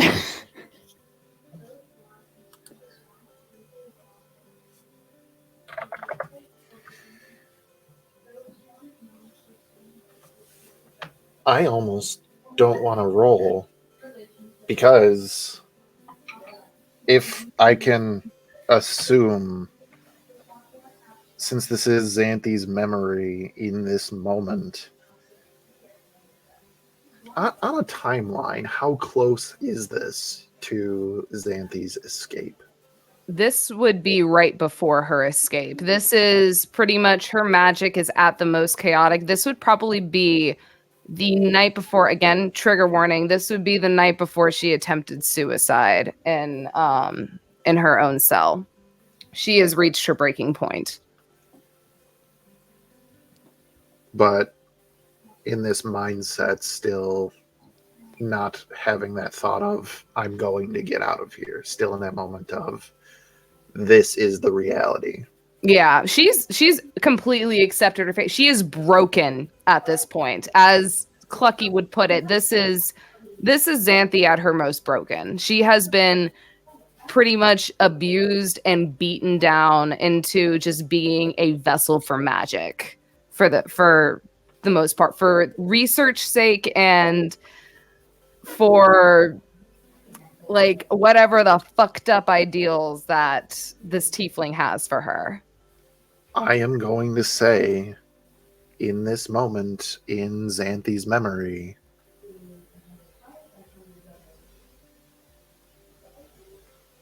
this individual would pass that saving throw and almost wake up from this memory to perceive Petrichor. And Xanthi, you would just hear, "So you've brought friends." Petrichor's lights have had those. Petrichor's lights have flickered red immediately. Does Xanthi see the party at this point? Yes, and this is like where it starts. You're not making rolls to actually break this, but it's that moment where Xanthi goes, "That's not right. There shouldn't be anybody else here." Yeah, but they Xanthi are. is extremely confused right now. And, I mean, you see them as they are, a small automaton, a child, a blind man, and then this very tall elven man. How is Xanthi being held? Xanthi's being held on what looks like a giant metal cross. Like bound to it. Not okay, so she's bound to it, but she's bound to it by pretty much she has nails through her fucking wrists and the needles holding her up. Like, that is the only thing holding her up, is the needles and the fucking nails protruding into her limbs. Okay. Yeah. She, this is not a good state that Xanthi's in. And I will say, upon seeing the party, she immediately would look at the tiefling and just be like, "What fucking games are you fucking playing with me here? You bring a fucking child into this? You already fucking brought me into this as a fucking kid. What the fuck are you playing at?" What does Xanthi think this guy would do with another child? She knows exactly what the fuck he'd do with another child. Then he just smirks. Xanthi just sits there. She closes her eyes and she just hangs her fucking head. And she is like, "I'm fucking done with this shit." I've been done with this shit. Why won't you just fucking kill me? In this moment, I know you've had your hand up for a little bit. Victor, go ahead. So I messaged you privately because I needed to know, because of the fact that we enter these memories from the POV of the person. Borrow is actually able to see right now. And what Borrow is actually going to do, surprisingly, is that Santi is going to find herself with a Seeing monk walking to stand inches away from her with an expression that it's the combination of the Got chills. the pain and suffering that he can see you have. Borrow, I'm sorry, but as soon as he gets close to Xanthi's gonna spit in his face. That's fine. You see him get the spit, and he smiles, but it's not the kind of smile that the tiefling does. This is of course. And his hands actually slowly move to the sides of her face as he just says, Oh my god. "You made it out of here. You made it out. Oh And my you made it fucking to God. us." And he's going to attempt to basically embrace her where she is, because he knows from what he experienced and also from Xanthi that there's no way that that memory involved someone holding her and telling her. Before you respond, Taylor, I know that you just rolled something, and you can keep that in mind depending on the roll of your charisma saving throw. Oh fuck!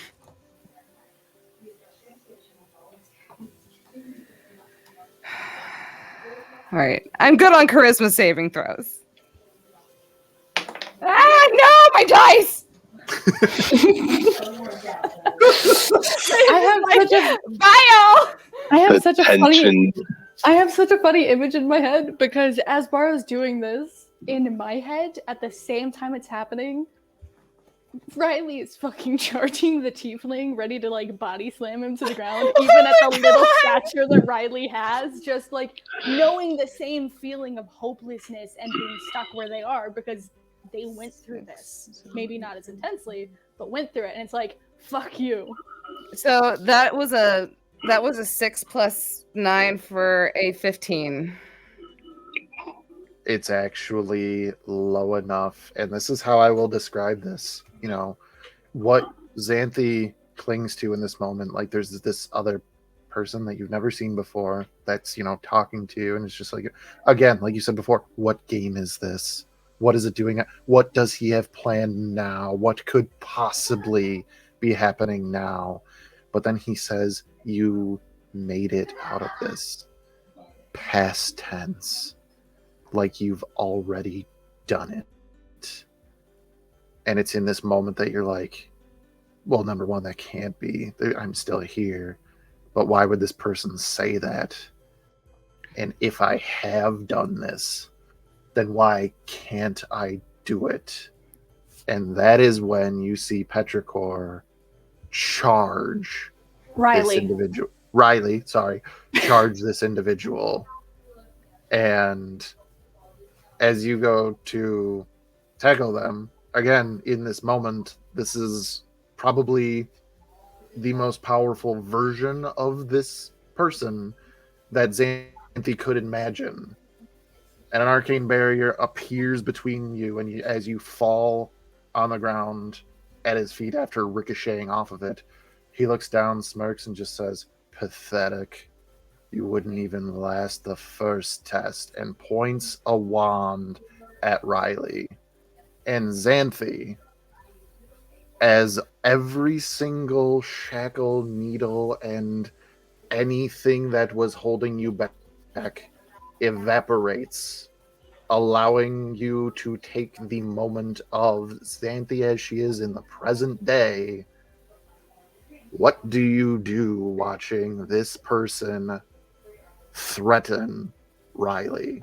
So as Barrow like places his hands on Xanthi's cheeks and starts like telling her like you've made it through this, you just see Xanthi like staring at Barrow in absolute shock, and he just sees just tears rolling down her face as she is processing the possibility of even just being outside of this concrete cell.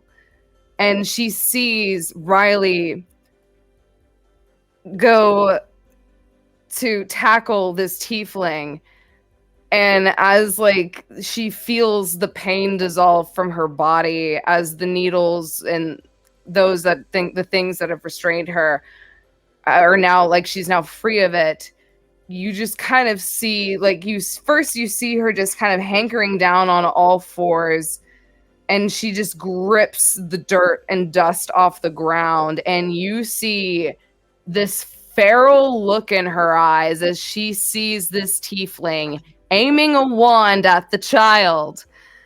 And you kind of just see almost this spark of electricity come off of her as she then kind of braces against the ground, and she immediately, everything snaps as she remembers anything and everything. Yes, as the brain chemistry changes, Xanthi immediately, you see her heterochromic eyes go from blue and gold, and the gold eye turns into almost a black scarlet with a blue lens as she goes, "You do not fuck with my family," and she leaps off the fucking ground, grappling her fucking hands around this tiefling's throat, and she is going to use the cantrip Shocking Grasp. You don't even have to roll in this moment. You grab him around the neck, and like there's that moment right before you make contact where it's that air that he has always had of just confidence that nothing you can do will ever touch him. And then you do, and it's panic in his eyes as you start to cook him. He's just convulsing in her grasp. She is not let go. She is gripping his neck, pressing down, violently shaking him as his body is convulsing in her hands. And she is just sitting there, just grinning ear to ear as she does this until he is just not moving. And as soon as he lies still, she just slowly just releases his neck. She stands up and she just kicks his fucking face to the side and then walks away. Petrichor's immediately hugging you. She kind of stands there for a moment. She then just takes a deep breath, and then she turns around and then she just kind of melts down and she wraps her. I'm talking Petrichor, no matter if you're looking or not, is jumping up to hug around your neck. So Petrichor, the automaton, is jumping. 300 pounds. Xanthi ain't fucking making that saving throw. Xanthi hits we have canonically said that Petrichor is like 200 or 300 pounds or some shit like that. Absolutely. Like a lot, weighs a lot. Oh yeah. So from the front, just grabs your neck to hug you to the ground, and is just like. And Xanthi dies again. Go, Gadget, extendo legs. Petrichor has never been super aggressive about like physical contact. Most of it, especially when they were in automaton, was just like holding your hand. They are like death grip hugging you, and if they could cry, they would be. Xanthi is gonna just kind of sit there, and she still like has her face is still kind of stained with tears, but there seems to be almost like even more of like a peace to her. Even like she seemed at peace when she was like, disintegrating into the wind, but this is like a very closing kind of peace for her, something she has like needed for a while, and you can almost hear just this sigh of relief come from her as she just kind of wraps her arms around Petrichor, even though she's like, yeah, they're metal again. I don't care. This is Petrichor. I know this little automaton. And she is just gonna take a deep breath, and she's just like, I'm home. I know I'm home. And she's just gonna kind of like tap on Petrichor, being like, okay, get breathe. As you do that, Riley's like trying to roll Petrichor off of you because they know we have to get going. And get going you must, as you are now back in this shadow laboratory where only one door remains, the ominous and dark mouth of a cave. Xanthi's gonna look at Petrichor and Barrow and just be like, what the fuck is going on? She's gonna look at Soul. She's gonna kind of raise a brow, and she's gonna like, who the fuck are you? Mara's just Time to gonna, explain. yeah, later. And then just move. Yep, to the cave. Unimportant. We must go now. As we're moving, I think Petrichor is like in front, and Riley just kind of tugs on Xanthi's arm for a second. She is giving the bombastic side eye to Soul as she like takes Petrichor's hand. Riley. Oh, Riley. Sorry, Riley's hand. Petrichor is walking. And then she turns to Riley and she's like, what's up, kiddo? I know what you went through. Maybe not all of it, but I know.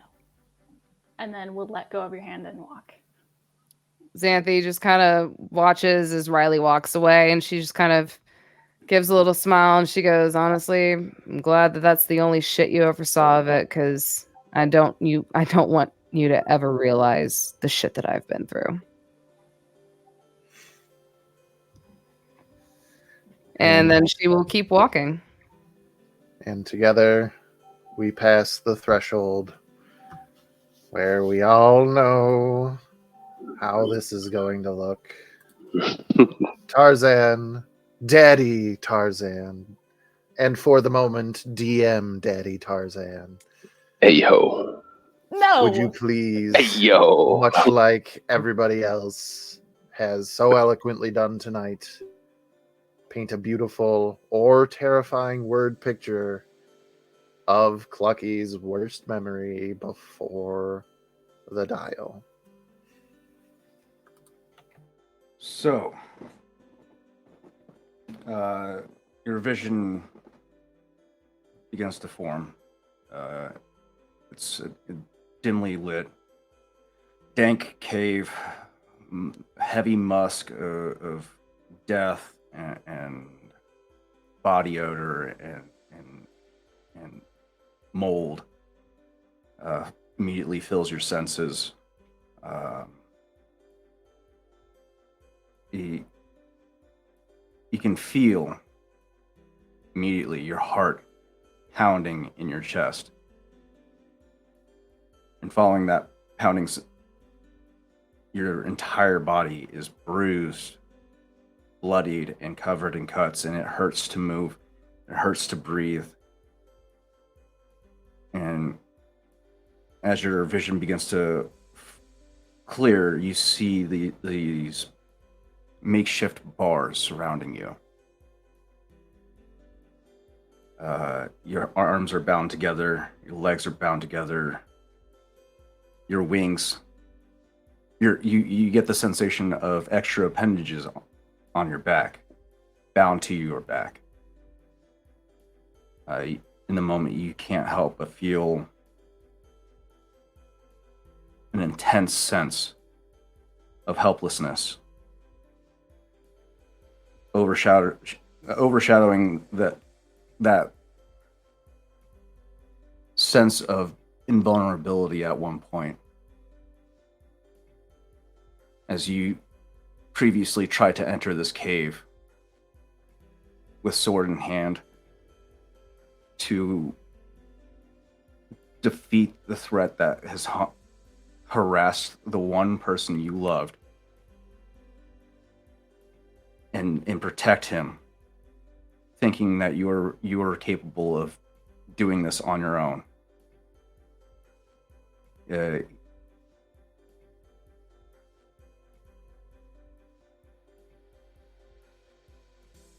As you look around, you hear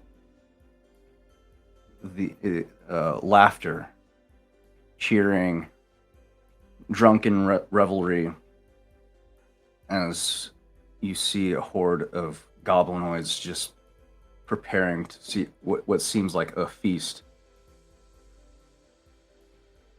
And your only thought is, I want to go home. I want to go back to Papa. I'm scared. And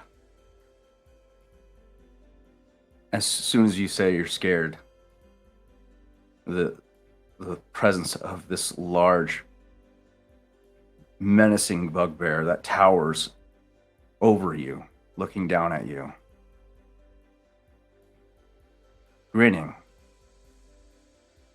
as he picks at one of his tusks with what appears to be like a broken femur bone, using it as a toothpick.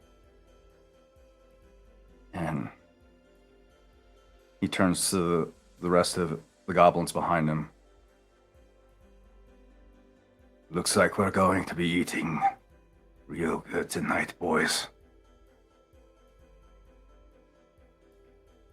As he raises a goblet up to his maw and begins to drink, he opens the cage, reaches out and grabs you by the throat, and begins to drag you across the ground.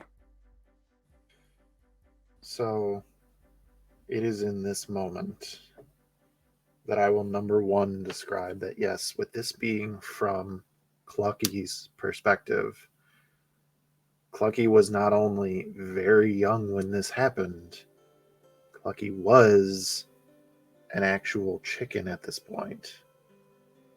So when he says this very large bugbear, you guys are the size of Clucky. So to you, this bugbear is easily several stories tall. You are almost nothing in its giant hand as you start to get dragged. And Clucky, this is the moment where your father, your papa, who we now know as Caliban, should appear as a silhouette in the mouth of the cave. But there is none.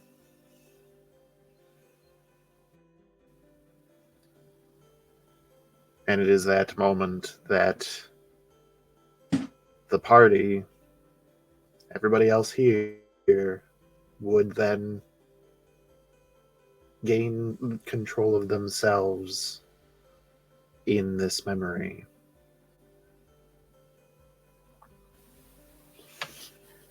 Immediately, Borrow would attempt to strike the goblinoid to stun them. As Riley tries to cut the bonds. So, much like Xanthi's perceptive in that memory of her captor, Clucky's perceptive of his captor in this moment. Borrow, you strike, you make contact, and it doesn't even flinch.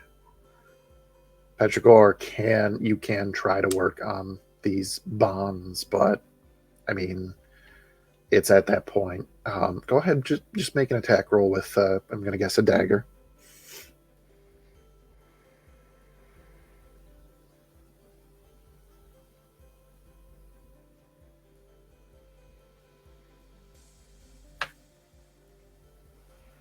And just for quick context, Clucky at this point in time is only 2 years old. He still has his humanoid form.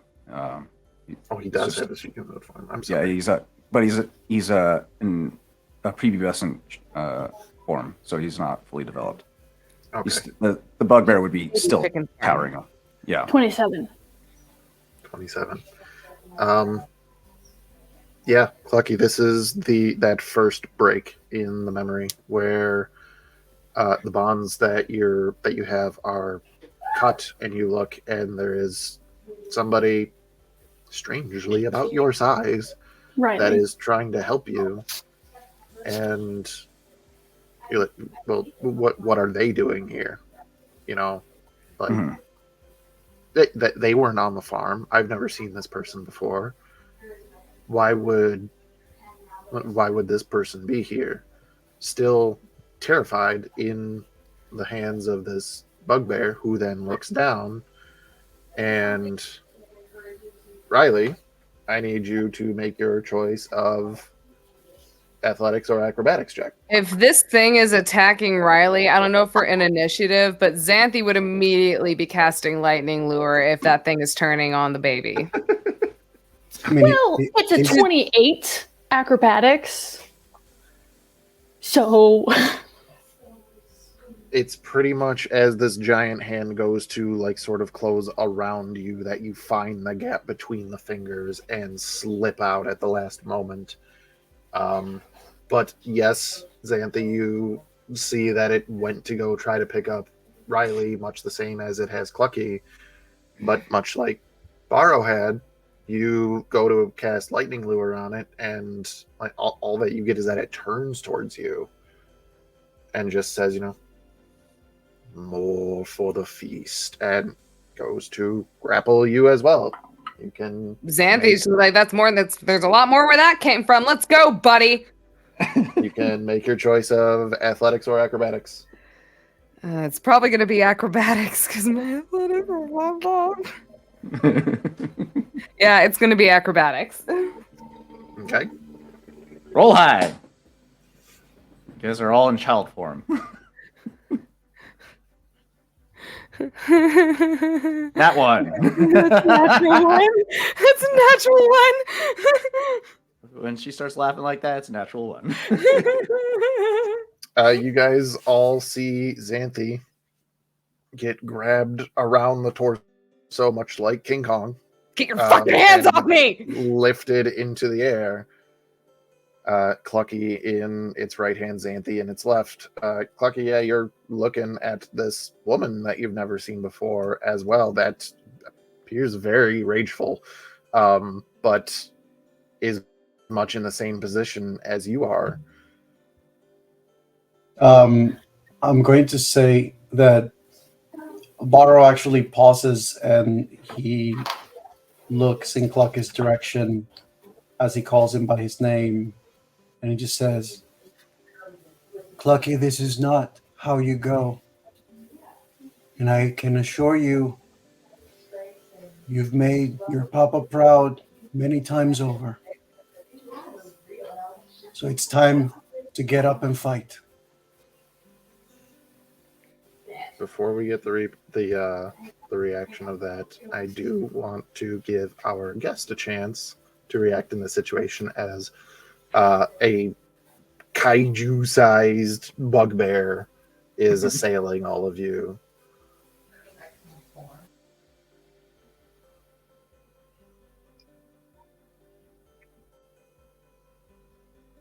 I don't think he knows what to make of the situation. Because I don't think he's seen a bugbear before.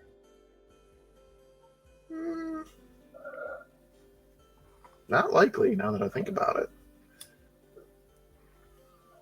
So, yeah, he's kind of just flabbergasted right now and is assuming that the little child knows what to do.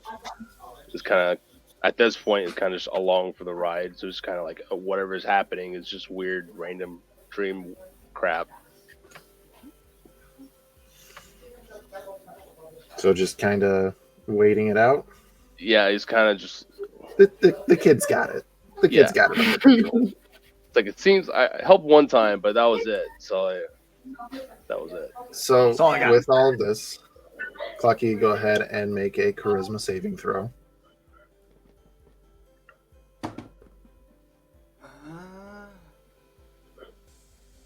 That's a 9.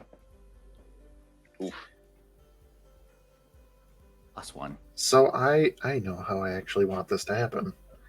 You're being held in this thing's giant hand, and it looks down at you, and it looks down, smirks, and says, "Main course."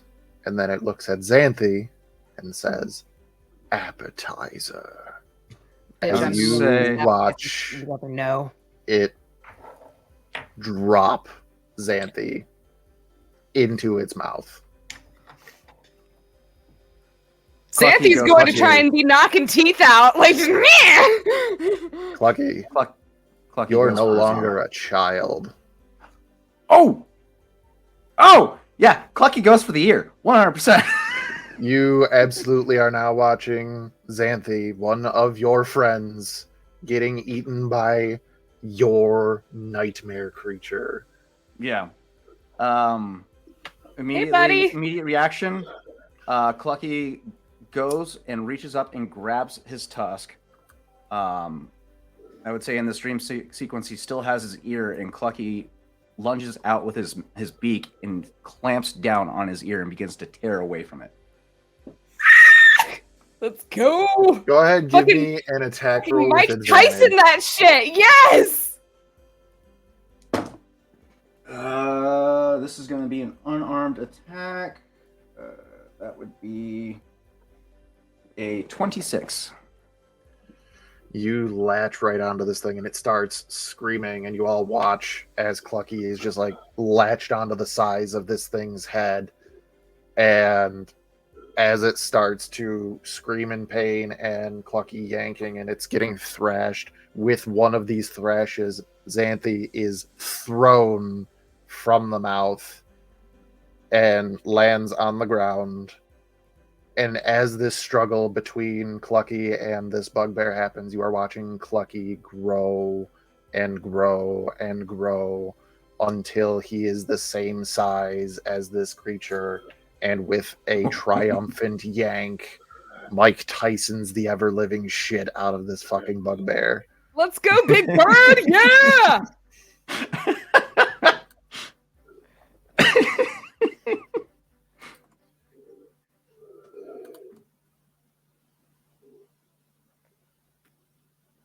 And even though it doesn't make medical sense in this moment, as it's profusely bleeding from this ear, it's almost like that leaking blood is like a balloon deflating as you watch this bugbear shrink ever smaller and smaller until eventually it gets down to a point where you cannot possibly perceive it anymore.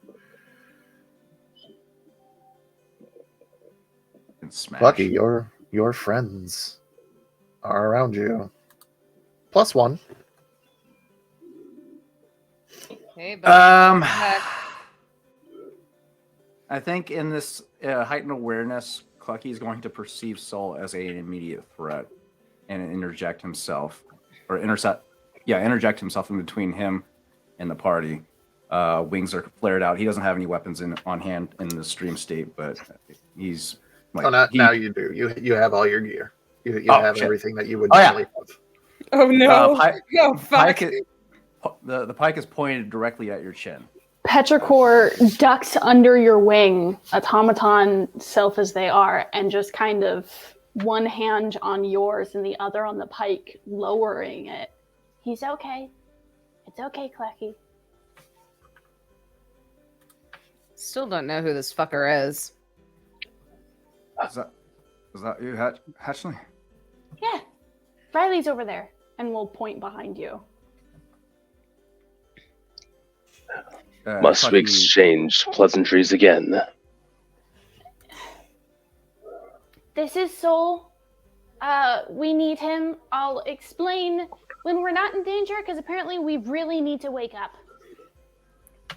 It is now at this Alright. point that I will have everybody roll a perception check. Oh, please. Mhm. Lucky's good at those. I'm good at those. Easy. Oh, Is he? Not today, I'm not. that is a 18 plus 6 for 18, 19, Okay. 20, 21, 24. Okay. 12 for Riley, 14 for Petrichor. Okay. 19, and also my passive is 23. I'll take that into account. 24. 24. So Aren't you guys fancy? Borrow, Xanthi, Soul. What paranoid. did Clucky get? 9. 9. Okay. Borrow, Xanthi, and Soul. The three of you start to hear distant snarling and raspy breathing. And Soul, you understand what this is. Xanthi's guard is already up, just hearing the threatening, ambiguous noises in the distance. Barrow is using his hearing to pinpoint where the snarl is coming from. It's very weird because in this moment, you hear it coming from all directions. Everywhere. It's definitely one source, but you're just like, that doesn't make sense. And you can't get a form on it either. And Soul, you know that it's because at this point, it's time to wake up. Soul will step out and kind of swirl his cloak around and present himself in front of the party. Listen, we have to wake up. They are coming. You're inside. What was it? What did an echo cloud. Well, you know how we got here. How do we wake up? Well, he said pain helps, but All right. he tried it with me. Pain I have receptors a, aren't a thing. Take my I have hand. an idea just talking about, waking up from dreams and stuff. Something that, given your activity, Soul, you're probably aware of. And I'm kind of curious. Do you believe that Soul would be a lucid dreamer? Given his very high intellect. I'm a lucid dreamer. Same. Yes. I know how to Yes, do he it. would be. Same here. Because right there. thing is, as an astral elf, he goes into a trance instead of actually sleeping. So yes, he's a lucid dreamer. That being said, you know that pain sure is one thing, but a little bit less invasive. There's another surefire way to wake up from a dream. And as you are thinking, that mouth of the cave that you guys came from, leading out into what should be the room for the lab, there's just a cliff. Oh, yeah. Are you shitting me? Are you Wait. shitting me? You bringing back Hold my on. fucking nightmare. Hold on. Petrichor doesn't know what the fuck is happening. Oh yeah, Petrichor doesn't dream. I don't know about doesn't, but definitely has not. I mean, Yeah, that's a little bit Petrichor. weird now. You might dream now. Could have Lucky drop you guys. Can we roll to see if we know, like, if we can make that connection? I mean, I would leave it up to you guys on just, Oh fuck! if you believe that this is something that your characters have ever experienced. Maybe not Clucky, because how do you have a falling dream when you can fly? Like Xanthi was just gonna offer for everyone to hold hands and then do shocking grasp to shock us all out of this situation, but Hold on. God. You insane you son of a gotta bitch. wake up. Hold on. But if we want to jump off a cliff, that's fine too. Our guest is trying to say something. Sorry. So we know that pain didn't work. There is another way. And he will slowly look back the way he comes and just point. There. Petrichor All of looks us. very confused. Just take a short walk off of the cliff. That seems counterproductive. It's a leap of faith. The fool. That's like I literally had this conversation. Faith is a weird thing. Think of it this way. You were doing something so extraordinary in a dream that your brain can't fully comprehend and it has to reboot itself. I don't have a brain. Well, how do you think? I don't know. Well, I guess I do now because Riley, but like, we're both. I don't know how this works. Aura is going to literally open both his hands to Riley and Petrichor. Petrichor immediately takes it, and Riley just kind of like looks at Petrichor, looks at you.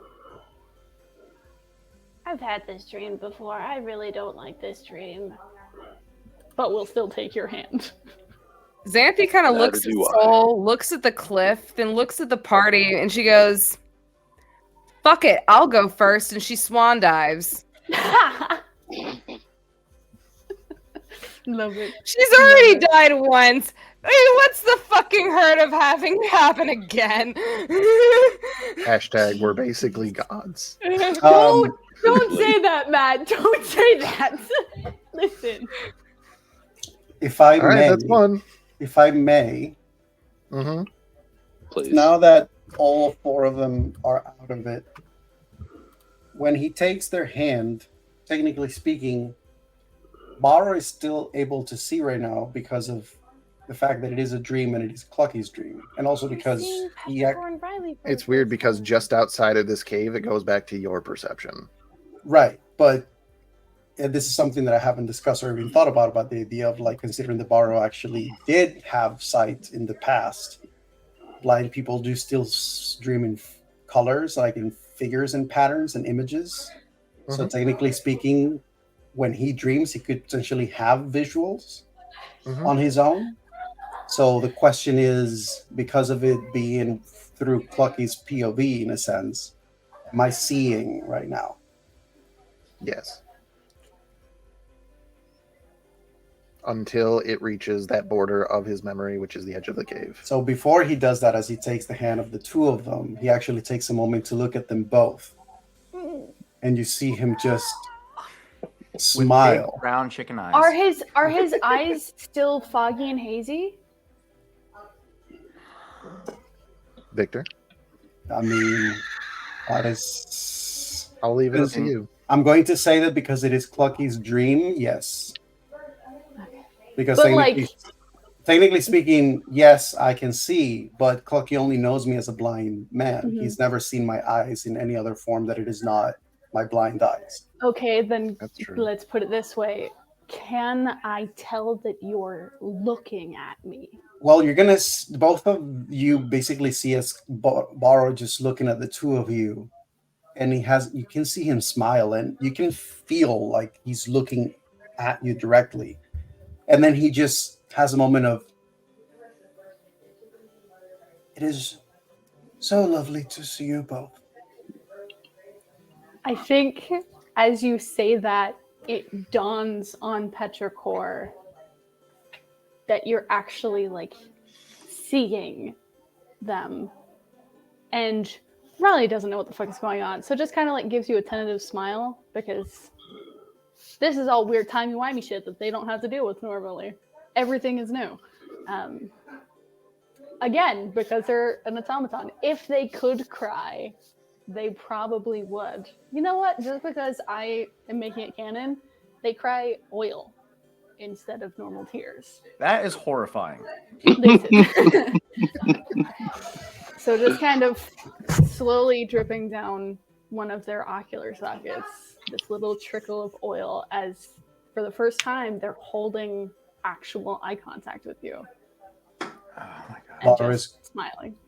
gonna wipe the oil, and it's just gonna look at the two, at both of them, and just, "Don't worry. I'm never forgetting either one of you. And he just taps his head before he just goes, now who wants to go follow Xanthi? Xanthi's just halfway down the cliff at this point. Just I think before anything else happens, Riley just kind of nods, but looks absolutely terrified of what they have to do. And Petrichor is just arms around your neck. Clocky will step forward, placing a hand on Riley's shoulder. Don't worry, hatchling. I'll protect you. It's a jump off of a cliff. That's insane. it's not so bad.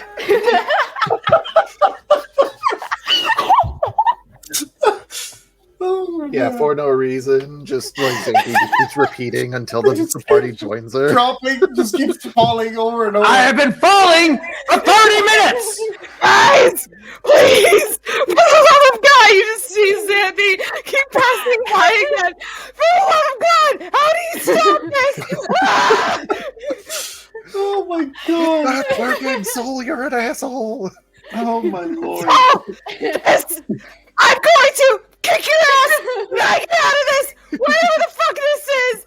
Fuck you! All right. If anyone wanted to perceive this, Soul kind of just smirks as he chuckles to himself as he hears Xanthi screaming this.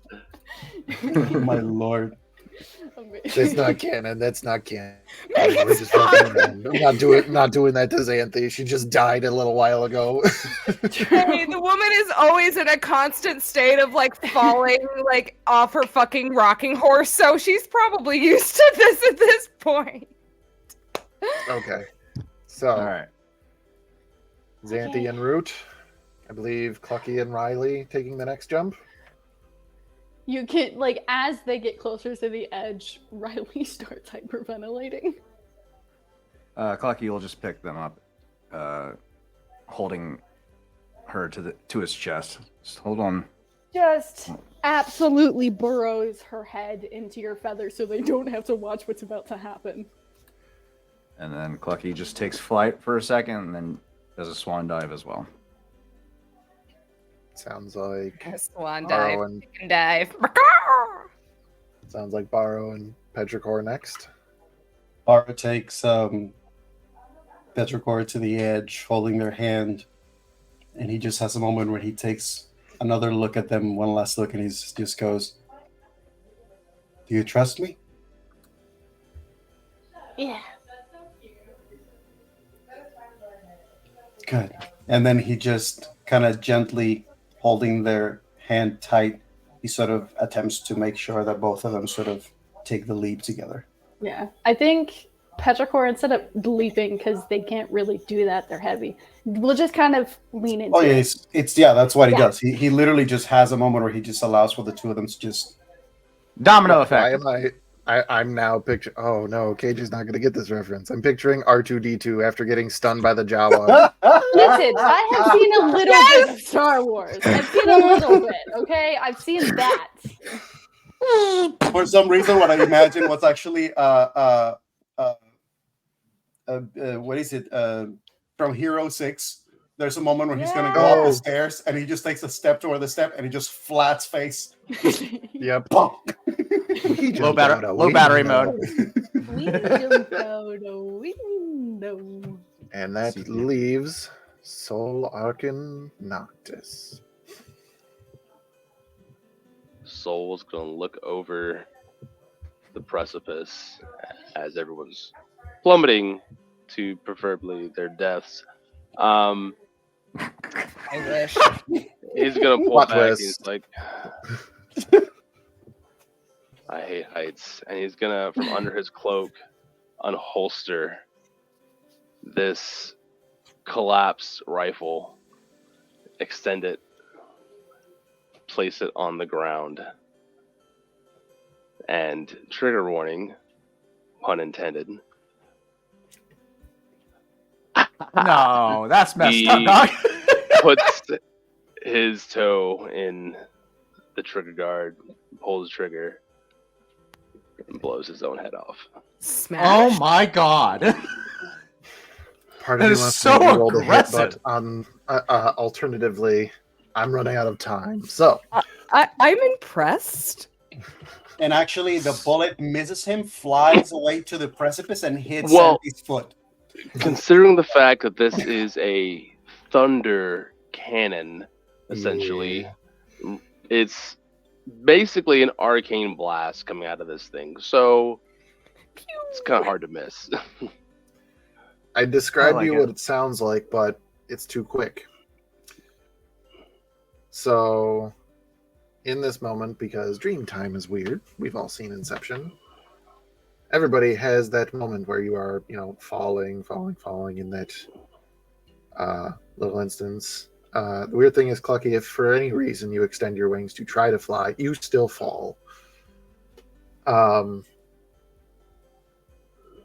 Riley, I can only describe this as like if anybody has ever been on a roller coaster and thought that the correct thing to do was close their eyes or look down. It's not the right thing to do in those situations. So It makes it with worse. all of this, and then I must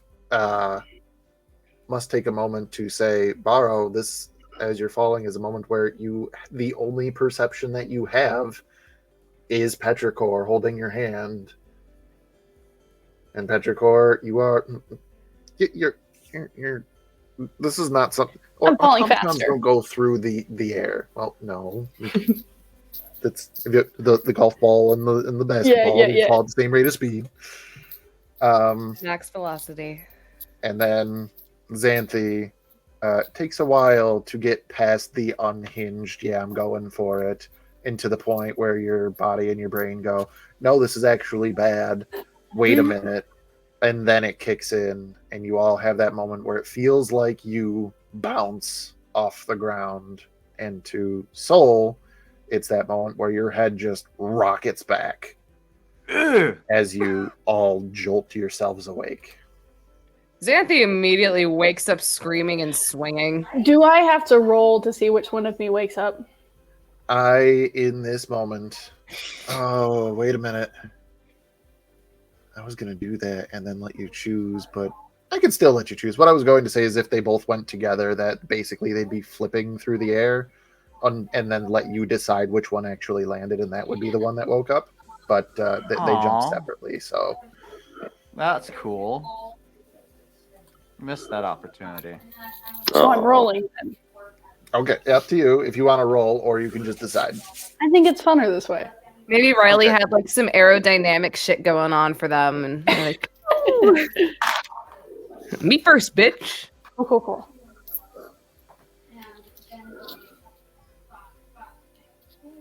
I would say Clucky waking up would immediately grab onto his chest, realizing that Riley's not there anymore, and just starts looking around the room.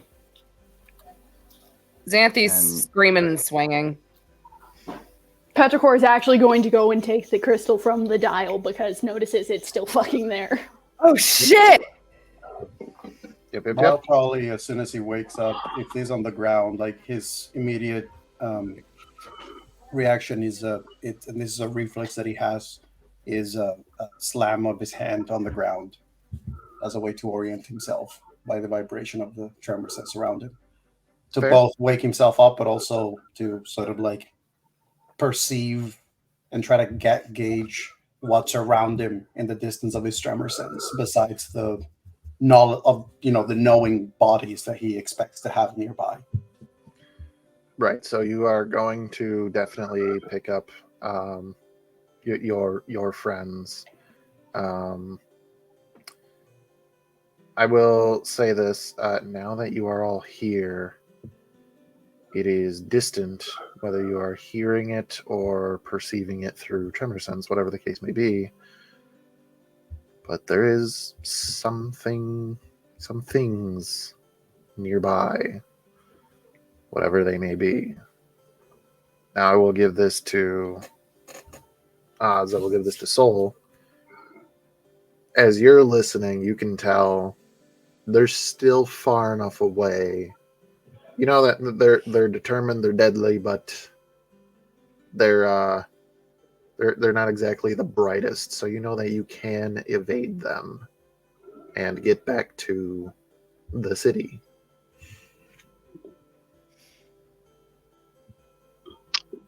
Do The I city, you know say? the way from Yes. here? I do. I knew the exact way. Yep. Do I know what route these denizens would take, most likely?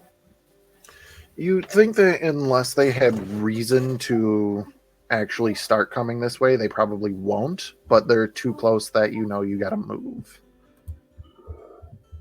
Okay.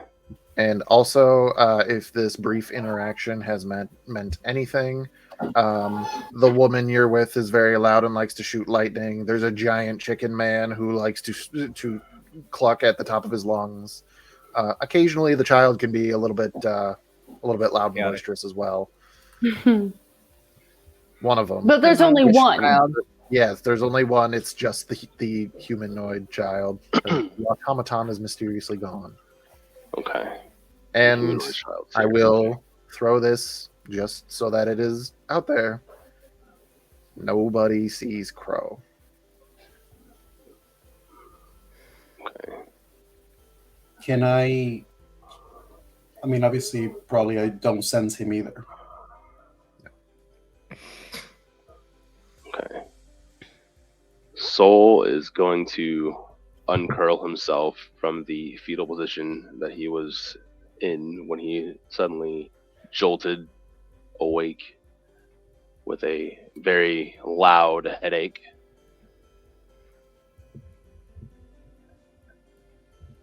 And then he'll register that he is where he is, and the voices and the noises are growing louder outside. We must go. Give me a second. And Petrichor's put the crystal in their bag, but does the laboratory look fully stocked? In a way, it looks abandoned, I will say. And as you are looking over some things, you're Riley or you're Petrichor? I forget. I'm sorry. Petrichor. Had a moment. You're looking over, and your eyes pass over the desk that Dr. Diago was sitting at, and you remember that you, in that shadowy version of it, saw something underneath the desk. Mm-hmm. Is first going for that before they forget. And then afterwards, I don't know if there is like a crystal ball or silver mirror that was worth a lot around here, but they're going to look for something similar. Young Divination child, was there's not much time. We can't waste here. They're coming. Or is They're ignoring you. okay. Divination was never the doctor's strong suit. However, you do see underneath where you remember this being, there is a book that is splayed open, pages down. The cover actually saying Conjuration for the Ages. And when you move that book underneath it, there is a dagger on the ground. We'll grab it and stash it, making a mental note to check it later. You don't need to check it later because you've seen this dagger before. This is Dr. Diago's silver dagger. And you know this because there are dwarven runes up and down the blade. We'll go to stash it to check it later, mental note. Realize what's on it. Hesitate. and then seem to wake out of a fog, stash it still, and try to keep going. But you can tell there's something that has ticked in their head. He would be preparing by the door, getting ready to take flight as soon as the party gets moving. Sir DM, would there be a way for Borrow being very keen with his other senses and Crow specifically having a very particular weapon that had ammo made with very particular, tools and ingredients that causes a particular reaction when shot and activated? Could Borrow attempt to see if he can smell any trace of something that may hint that even if he cannot sense Crow, maybe Crow has been here? Give me a perception check, although it will be at disadvantage. If I give guidance, can I get a flat one? No, but you can have guidance. Okay. Perception at disadvantage. If I give you wood, can I get a diamond? Yeah, that's a 13. You start smelling around, you start listening, using your tremor sense, using all of the senses available to you. And the last moment that you remember sensing anything to do with Crow, you were in transit from the last dimension to this one before you became unconscious. Okay. You got sent to a different dimension. This motherfucker. Soul is already in the corridor leading to where he knows of a route to the surface. And he spins back to the party, directing his next speech to the child. If you want you and your friends to live, I suggest we leave now. Otherwise, you'll be buried here. Xanthi is going to immediately walk up to Soul, kind of place herself in between Soul and the child in like a protective way, and she's gonna look at Soul. She goes, "What the fuck exactly are we supposed to be running from? You say that they're coming. Who's coming?" Xanthi, just you have to listen to him. I'll explain it on the way. Well, I'm trying to figure out who the fuck is in pursuit of us right now. Xanthi, I'll explain it on the way. Trust me. Well, then let's get fucking walking, and this guy better get fucking talking, or I'm gonna fucking make him. Matt, I'm assuming you knew what kind of components I was looking for a specific spell. Potentially, and I will say not here, but hold that thought. Cool. Maybe until next week, but hold that thought. That is to be diced. I wanted to do it this week. Borrow is probably going to ask Saul, "We will need to be quiet on the journey."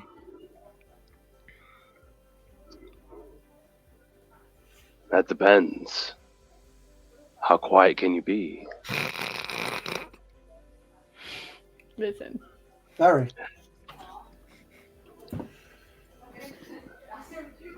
And we have one of two ways we can take.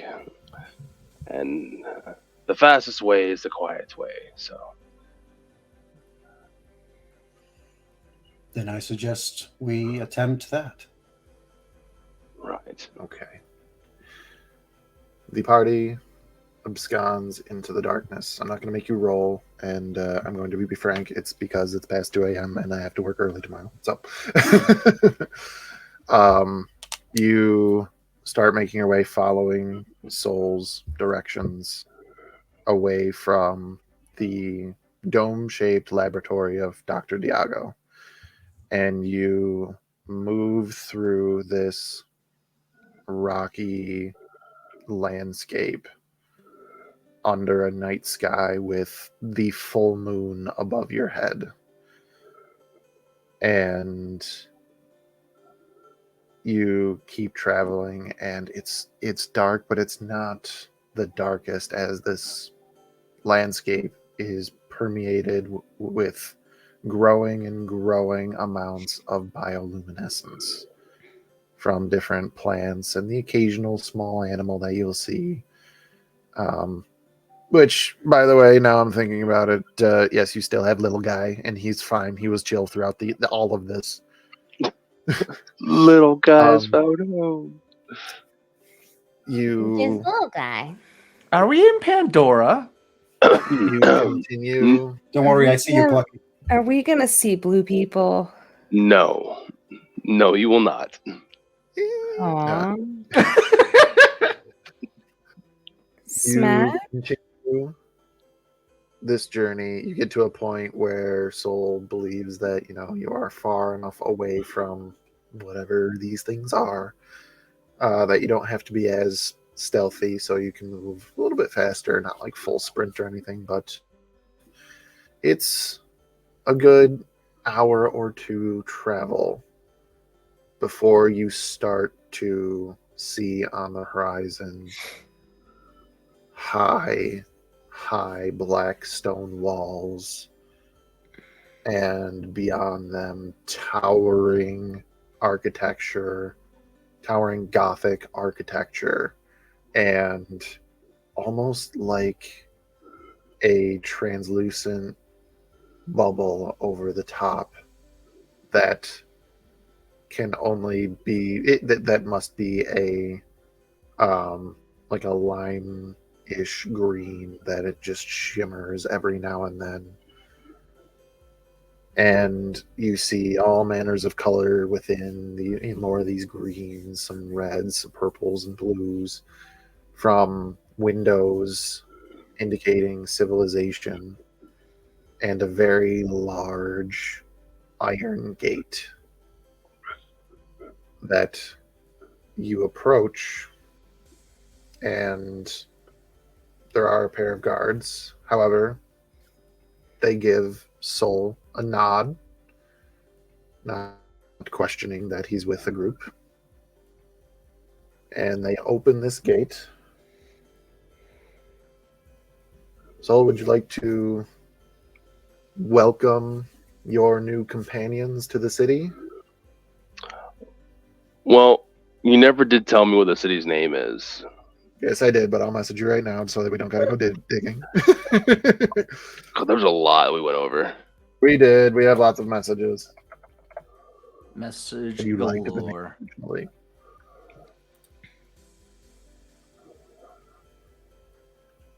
Did I send that to the? I sent that to the wrong person.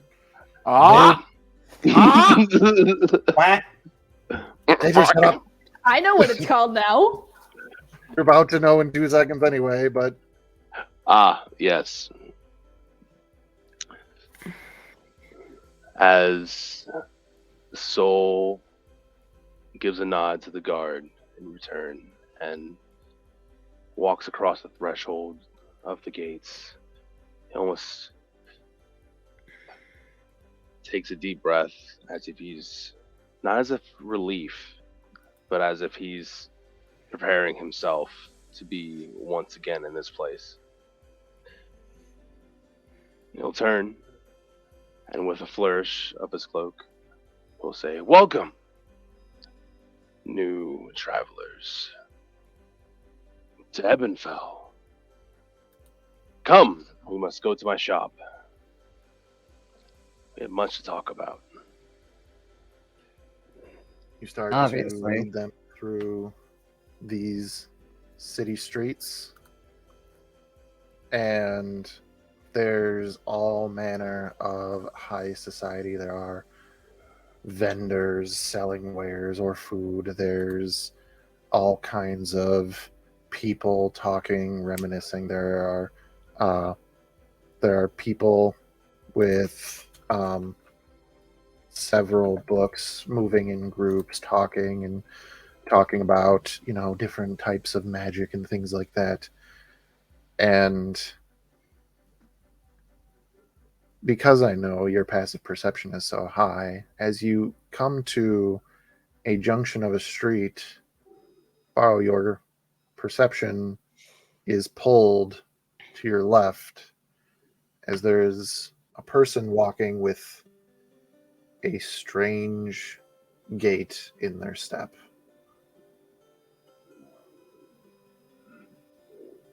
Like a limp, but worse. How many steps in their gate? Do both step sound like step?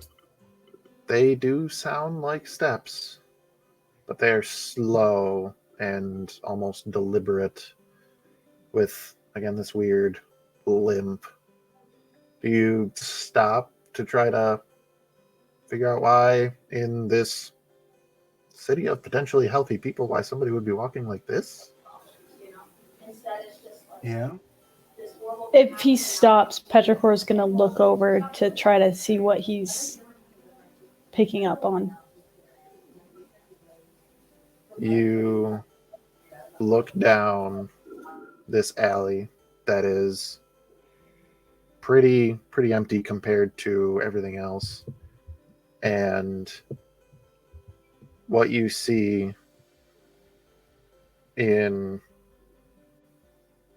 the dimly lit alley, it's very hard, but as it steps and the light of one of the windows touches the face, and you see sunken skin, cataract over eyes, a slack jaw,